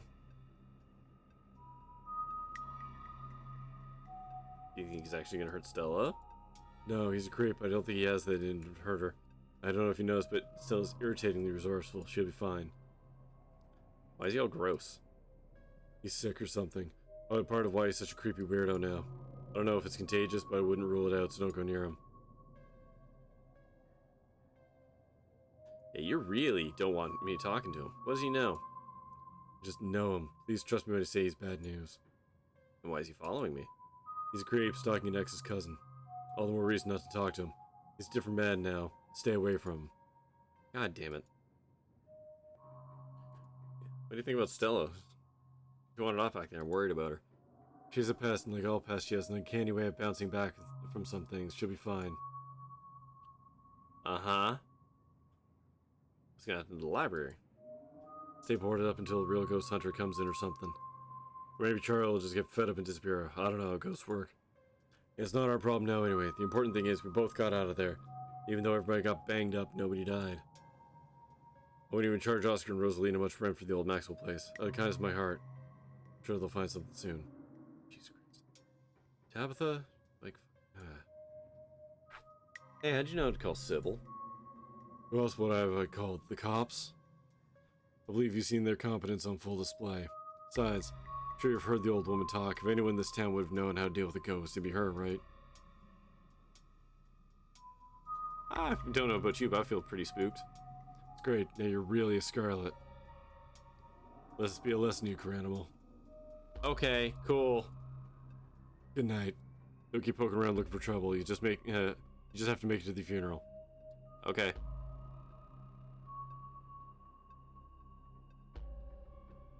I like to stay in touch after it's all done. Maybe we could do that. It has been kind of lonely being the only Scarlet in our generation. It'd be nice to have someone else in the family. We'll see how things go. Anyway, night. See you tomorrow. Time to go to bed. Alright, you don't even know yourself entering the guest room, falling into bed. Suddenly, you're just there, buried under your family's musty covers. It's Wednesday night. Nearly half a week has passed since you first arrived in town, and a little over half a week remains until the bus comes to take you home. The spirit of Charles Shaw Jr. now commands the entirety of City Hall, a swirling void of wrath and despair that people of this town will have to learn to ignore. Disaster looms its tallest yet over Scarlet Hollow. I'm sure it won't get any worse. Surely the ghost won't get bigger.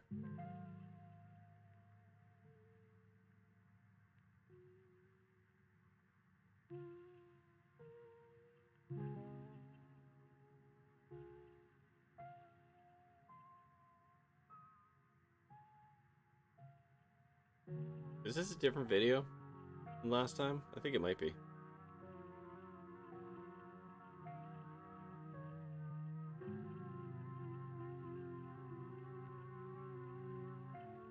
I don't remember, to be honest.